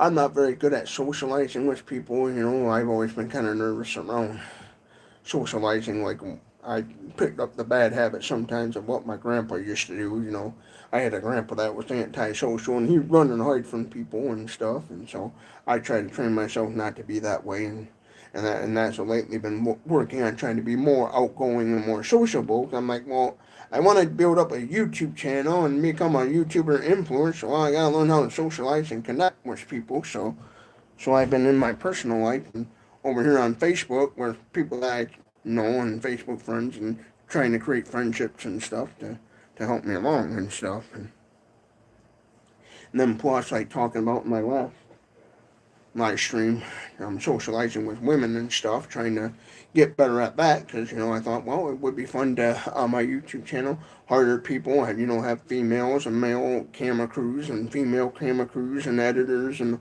a bunch of people and really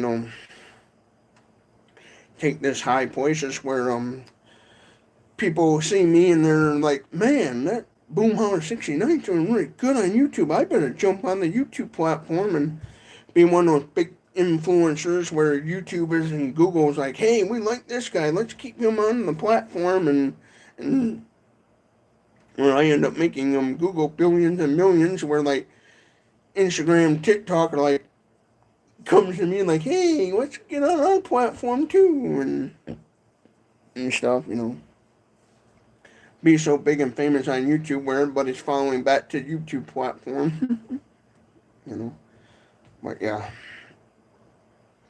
And then two, since I want to become well-to-do and share my wealth, I also want to create good friendships with people and stuff. So that way, when I become that well-to-do person over social media, I can, go to those people. Hey, here's some X amount of dollars.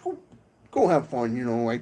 Like be able to. I think it would be so neat and cool to be able to sit with a group of friends. Like, oh, for example. Today, well, not today, yesterday, I was at because it's 2 a.m. in the morning the next day. In about 5 minutes, it'll be 2 a.m., but yesterday, Thursday, I was at a bar, had pizza, and was eating a meal, and then I left, of course, because I decided, oh, I'll do a live stream on YouTube, and I was sitting with these two ladies I kind of know and stuff, and I thought about this. I think, it'd be cool, be hanging out with people like that, these two ladies, and be so rich where I could hear them talk like, man, I think it would be cool to have that. Oh, I should buy that. You know how girls are, they'll show their friends, and I think it'd be cool to buy that. Oh, if I had the money and be so rich and then and open up a wallet or something and say how much, and slap down a lot of cash, they go buy it then. I think it would be neat to do that stuff. Jesus Christ would let me. I think it would be cool. Be like if like, oh man, like this, oh that would be cool, and then how much is that? Like, well, X amount of dollars, whatever it is, and then slap down the cash and go buy it, then, and then they look at me like, you for real? That would be funny to do, to have that kind of money, you know. In the end, would that get my one way ticket into heaven? Probably not, maybe, but you know. I think it'd be fun to be that kind of wealthy where I could just give people a comfortable lifestyle, help people. Obviously, I would more focus on people that are truly in need and stuff, but it would also be fun to do that. I think that's the kind of like helping people out and stuff. That's what I think about a lot. Be neat to be able to do that. Be with a group of people, and they be talking. They're like, oh man, I wish I could have that, or be once I know some mechanic people. I know people that are mechanics, and man, I'd love to have that nice hoist or diagnostic system. But man, I can't afford that. I wish I could, and then be able to be how much is that? Oh, about $5,000-$6,000, and be sitting there counting out $100 bills and say, how many $100 bills do you need to get that and stuff, and say, well, meet me at the bank. I'll buy that for you, and be that kind of person and stuff. Because I know some people that the stuff that probably have ideas and stuff they would love to do, and so to all my friends out there that are probably watching this live stream right now, keep that in mind. Cause that's the type of person I think we need to do. Help out people. Even in my community, I thought about an idea one time. If I became rich and loaded with money, I would help out my community and stuff. Go to the village office and say, hey, here's X amount of dollars to bring this town up to code and make it a cool attract a lot of people. Yeah. Yeah, if I ever became rich and loaded with money, I'd do that, give people money and stuff. I'm one of those people like I don't pay attention to like if like for example if I was well to do and I walked down the street and saw a homeless man begging for money, I would give money and not really think about what they're gonna use it for. Like some people would say, oh, you don't give money to those people, they're gonna buy crack or drugs with it. I wouldn't pay attention to it. I just think of doing the nice thing of helping the person out and giving them money. I wouldn't pay attention to. Like, for example, like if, like I talked about just a few seconds ago about, being with a group of friends and then showing their friends, oh, I would love to have this, like, for example, if I am with a group of ladies and they're like, man, I wish I could have this and stuff, and I slapped down the cash and they turned around and didn't buy that but bought something else, I'd be like, I don't care. Once you get the money, it's up to you what you do with it. Demon Darwin does that on YouTube. He pays people rent and groceries. Yeah, I'd love to be able to do that stuff, rent and be able to help people out and stuff. What I would probably do is to get with the nonprofit organizations and say, hey, in my area, go to the government welfare office and get with them and nonprofit organizations and say, hey, can you somewhere for them tell me about some people that are in need and hook them up? Like there's a thrift store that helps out a lot of people in need called Pocket Change 360. I would go to them and say, hey, some people in need who needs help, and then figure out how to help them the best way and stuff. And I would also go to them, like donating stuff, since they know where all the homeless are at, and they get a lot of people coming to their store saying, "Hey, I'm in need of this or that." Then I would help them out and stuff, and get them some goodies and stuff, and donate a lot to them. They would be one that I think it would be neat to do YouTube videos of buying, like maybe like a. I thought about this, at least like a used car, be a decent used car, and be able to go to them and say, and get their reaction, do a reaction video, and hand them the keys and title, and say, hey, give this car to a family in need or something. That's what I would do, because the lady that runs that thrift store in the next town over in Ionia called Pocket Chain 360. She's really involved in the community and all that stuff. One of those people really, paying attention to what's going on. Like in the past, she would get on the social media pages when somebody talked about, oh, so and so people had a fire or something happened. She would when we get on there and say, hey, if they need anything, they can come to my store and I'll give them some stuff for free and things. She's one of those. Like, she's in the past, and during the winter time when a homeless person comes in and says, hey, I don't have any money, I for gloves or whatever, mittens, coat, scarves, she would hook them up with them stuff. She's one of those people. Her store is one of those, yeah, she makes money at it, but she's also not about the money. She's about helping the community, because she herself, from as far as I remember, she talked about it before. This lady about herself being homeless and how it was. As a matter of fact, she actually probably been about a couple years now. She even lost her own house to a fire and total loss, and so she knows what it's like being without a home and different things. And so she's one of those people. She's all about helping the community and stuff. Like me, I grew up not having much, and I know the struggles of how parents trying to come up with money to do certain things and stuff. Like I never, as a kid, got to go to Disneyland or Cedar Point or all these fancy theme parks. The only time I got to ride a carnival ride was a roller coaster or a carousel, was going to the local fairs and stuff, because my parents wasn't that wealthy. They couldn't afford to go to Florida and take me to Disneyland and show me Mickey Mouse, because they just didn't have that kind of money. So I always remember that, and my goal is to help those in need and give back to the community. And that's one of the biggest things. Like, I'm always trying to figure out how can I do YouTube to make that possible and stuff, because I want to do those things, because I know that's what Jesus Christ of Nazareth talks about in the Bible. That's what he would like us to do. Help out your fellow neighbor, your fellow person, and I want to do those things. I want to have that kind of wealth and stuff where I can do that and make it possible. And also, if nobody cares, if you want, you can leave the live stream and stuff, and I'll continue talking, because I always leave the live streams up, and where people can go back and rewatch them and stuff. So I also use these as a way to make like a talking video and stuff, like I've done before. But yeah, I would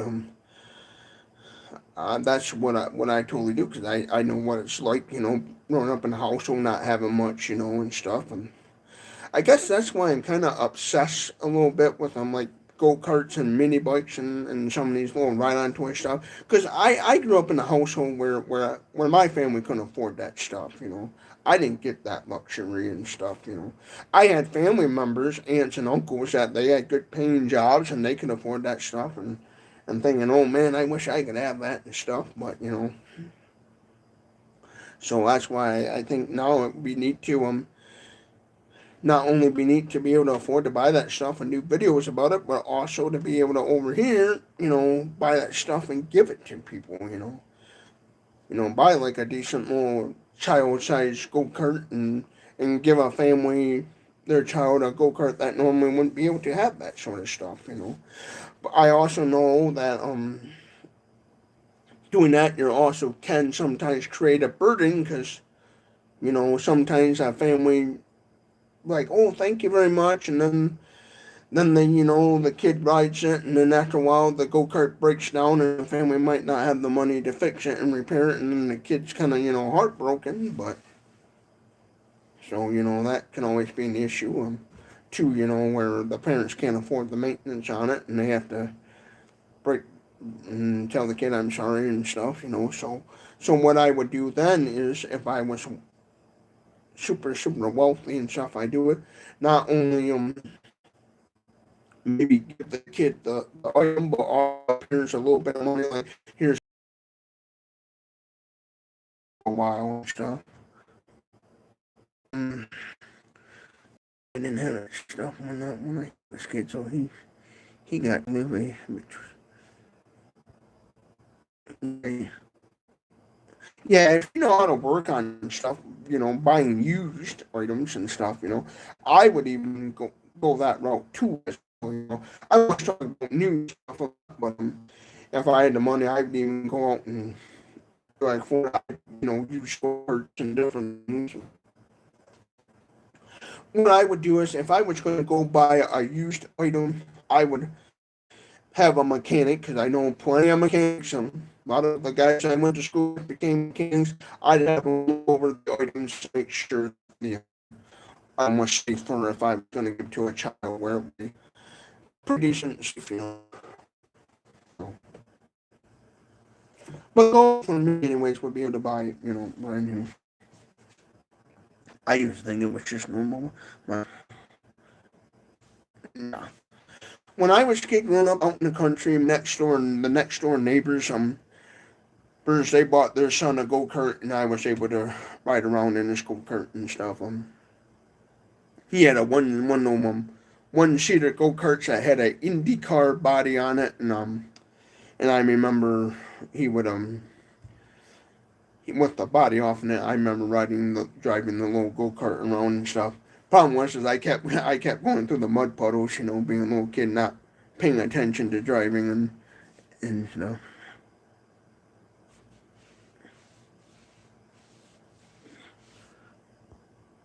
Yeah. Yeah, you can definitely, if you know how to work on something, get good deals on it. I look at the Facebook Marketplace a lot and the Craigslist, and so I've seen some stuff where I was like, man, if I was a mechanic, I'd know how to do that. Yeah.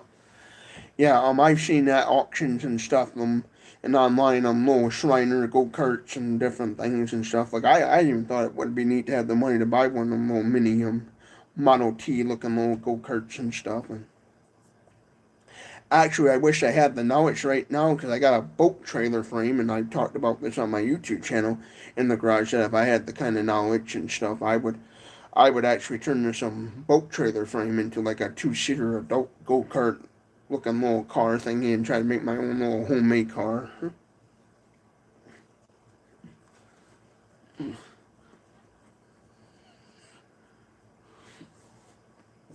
That's what I like to do is kind of, I guess you'd say, make me a little bit of like a doomsday style, like little car and stuff where at the end of the day, when the grid goes down and stuff, and you ain't got a whole lot of money to work on certain cars, make a car that basically runs off make a what I would love to do is make a car that runs off a small engine and stuff, and something that could be easily repaired when the depression goes down and stuff. Where people would be able to say, "Hey, that's a nice little machine you got there. Can you build me one and stuff?" Just a basic running and stuff. Yeah. Oh, I got to quick go back in the house. Car away.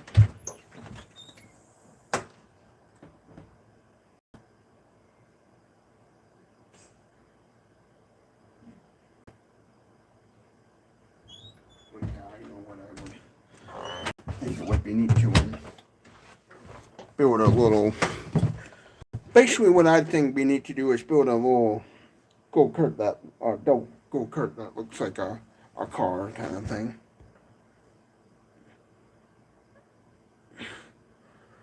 Yeah. And stuff, so yeah.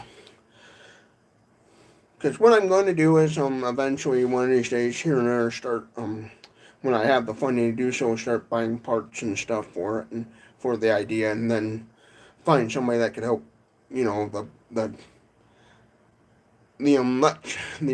mechanical engineer person, find a good mechanical engineer and say, hey, basically make it where it's like a puzzle, and then go to the mechanical engineer and say, hey, put this puzzle together for me, kind of thing. But yeah. So let's see what time it is. 2 a.m. 2:11. I started live streaming around what was it, around a little bit after, around 7 or so. Can't remember.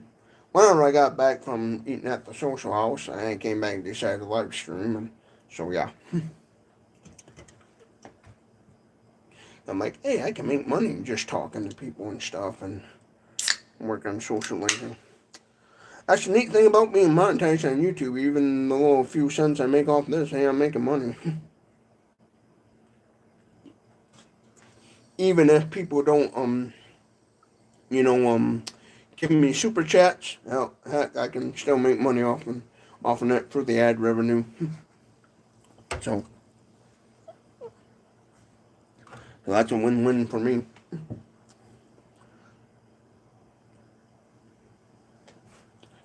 But yeah, about 2 a.m. in the morning, so. Well, just for people who like to, real funny stuff. One more thing. Gotta pass gas for the funny. Ooh, 4 people on here. Yeah, I know some people do that, you know. Like in the past, I've done things that like doing YouTube. Along the way, I self-taught myself how to do certain editing skills and certain things where I'm like, well, wow, where before when I first started out doing YouTube, I didn't know how to do that. Like I used to back in the day, didn't know how to cut certain things out and edit videos and stuff, and I figured out a few things along the way and how to do certain things. Now I know how to go into a video editing program and cut, certain scenes and parts out of a video and stuff, Like if I'm filming and I gotta readjust the camera, back in the day you would see me pick up a camera and fiddle with it and I didn't know how to cut out that part, where now I know how to cut those little sections out and different things where people people don't gotta sit and watch me adjust the camera and stuff, basically pause and adjust the camera, where now I can do certain things where before I didn't know how to do that stuff. I now know how to add audio and music and all that stuff, where I know a lot more than what I did before.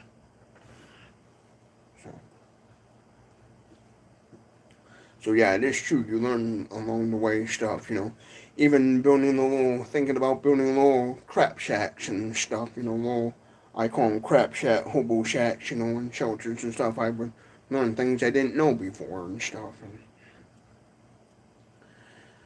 even this little car idea, I eventually, thinking about the idea, doing research, well, how do I do this and do that? I learned some stuff that I didn't even realize. So one person on the stream,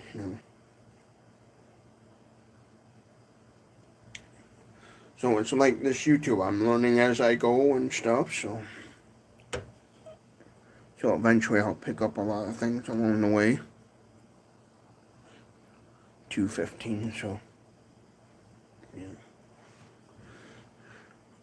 Trial and errors. Don't worry about what you don't know. Just envision what you want and trial and error. Yep.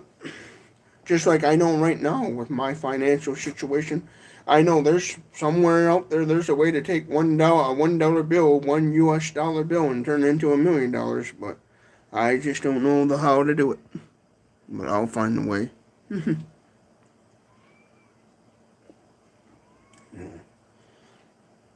who knows? I could make a live stream video and then somebody, through the PayPal send me $1 million, some rich person or whatever, and stuff.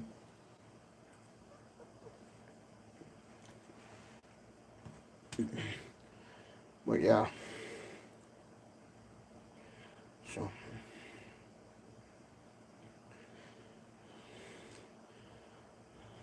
I try to like kind of socialize with people this way, because then at the end of the day, I can make some pocket change. I can at least make enough money to afford me a sody pop, the $2 pop.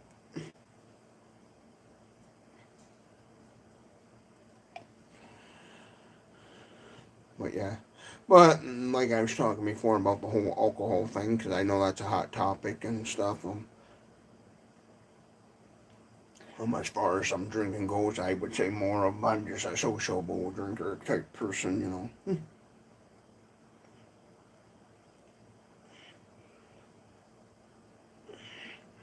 Well, I'm one of those people about that stuff. I know I can drink and stuff because I have family members that one become two, two become three, and next thing they're 3 sheets to the wind, and it's like, dang.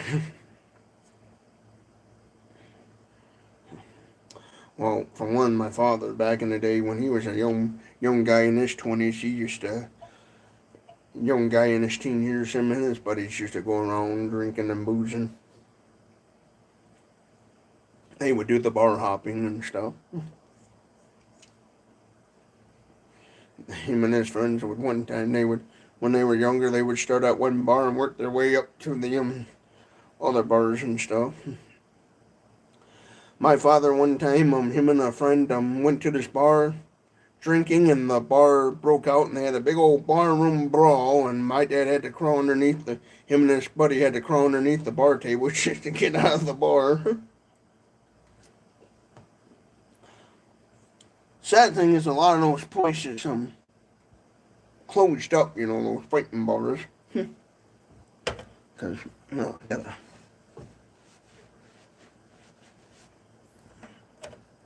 A lot of those bars that my dad used to talk about back in the day, him and his friends would talk about. A lot of them closed up because they were fighting bars, and people said to screw it.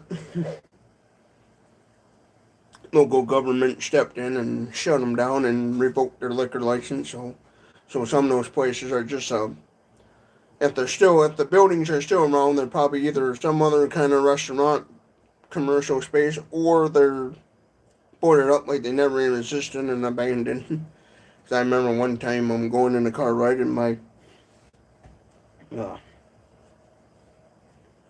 nose is kind of itchy, and my father drove by a building and goes, and my parents were still alive and stuff, and my dad going to my mother, hey honey, remember when that used to be such and such a bar? Huh? And then as the kid piped up, I said to my dad, was that one of those places where fights would break out? My dad goes, unfortunately, yeah, so it don't surprise me that shut down, Like my dad talked about a bar that used to be called the Continental in this town of Greenville, and it was I guess a fighting bar, and eventually it closed down and went out.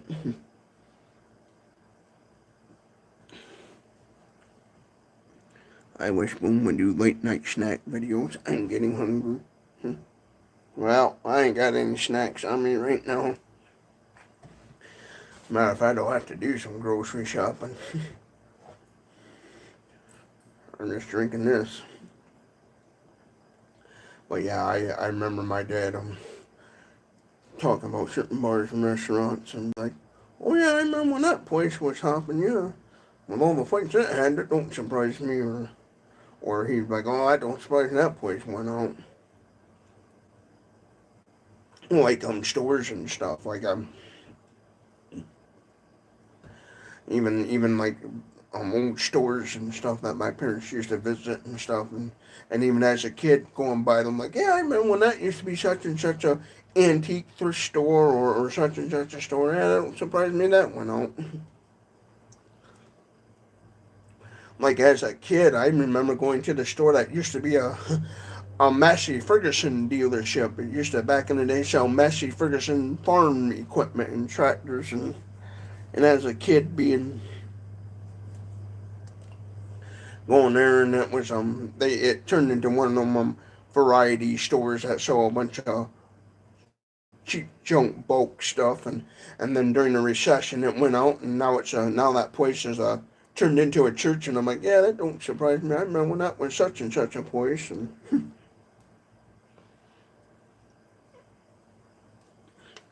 well, and I remember this store would basically, if it was an online store, it would have been like Temu and stuff, and Wish, one of those kind of junk shop stores, but in the real world and stuff. And basically like a mom and pop version of a Harbor Freight. Which I'm like anybody else, I like walking around Harbor Freight and stuff. Only 2 people on this live stream. Hey, YouTube, get off your butt and throw me in the algorithm when I get thousands of people watching my live stream.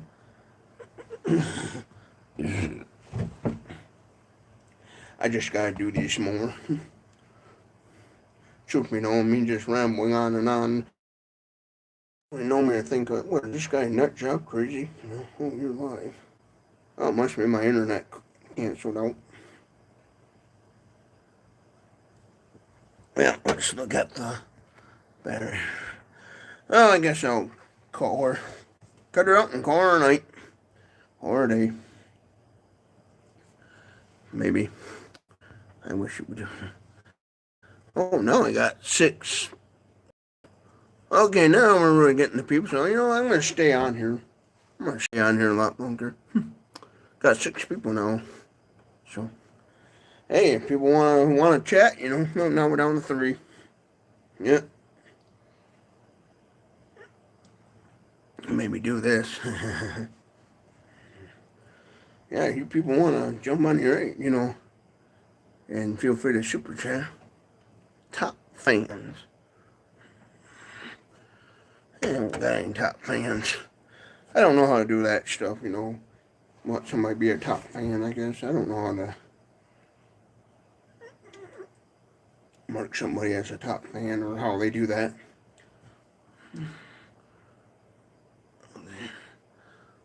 So I have 11 likes and stuff. Well, yeah, what the heck, I guess I'll off. Well, there's 3 people. Kind of fainting. 4. Well, maybe we'll get a bunch of people on here. For those who hate, share the live stream. Let's get a bunch of people on here.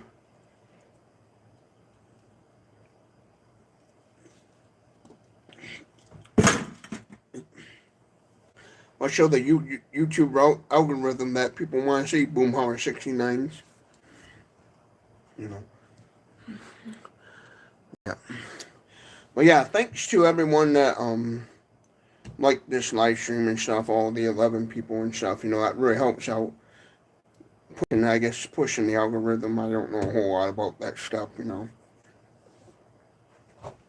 But I guess if a bunch of people like the live stream, it really, notifies the Google algorithm, YouTube algorithm stuff, and puts you in the search engine, I guess, of live streams.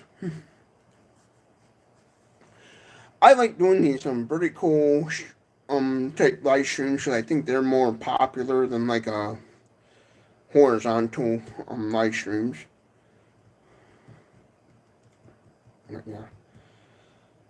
Well, I guess I'll cut this out and then maybe get back a little bit later on because I got some things I gotta do. Have a good night, everyone. I might be back. I don't know.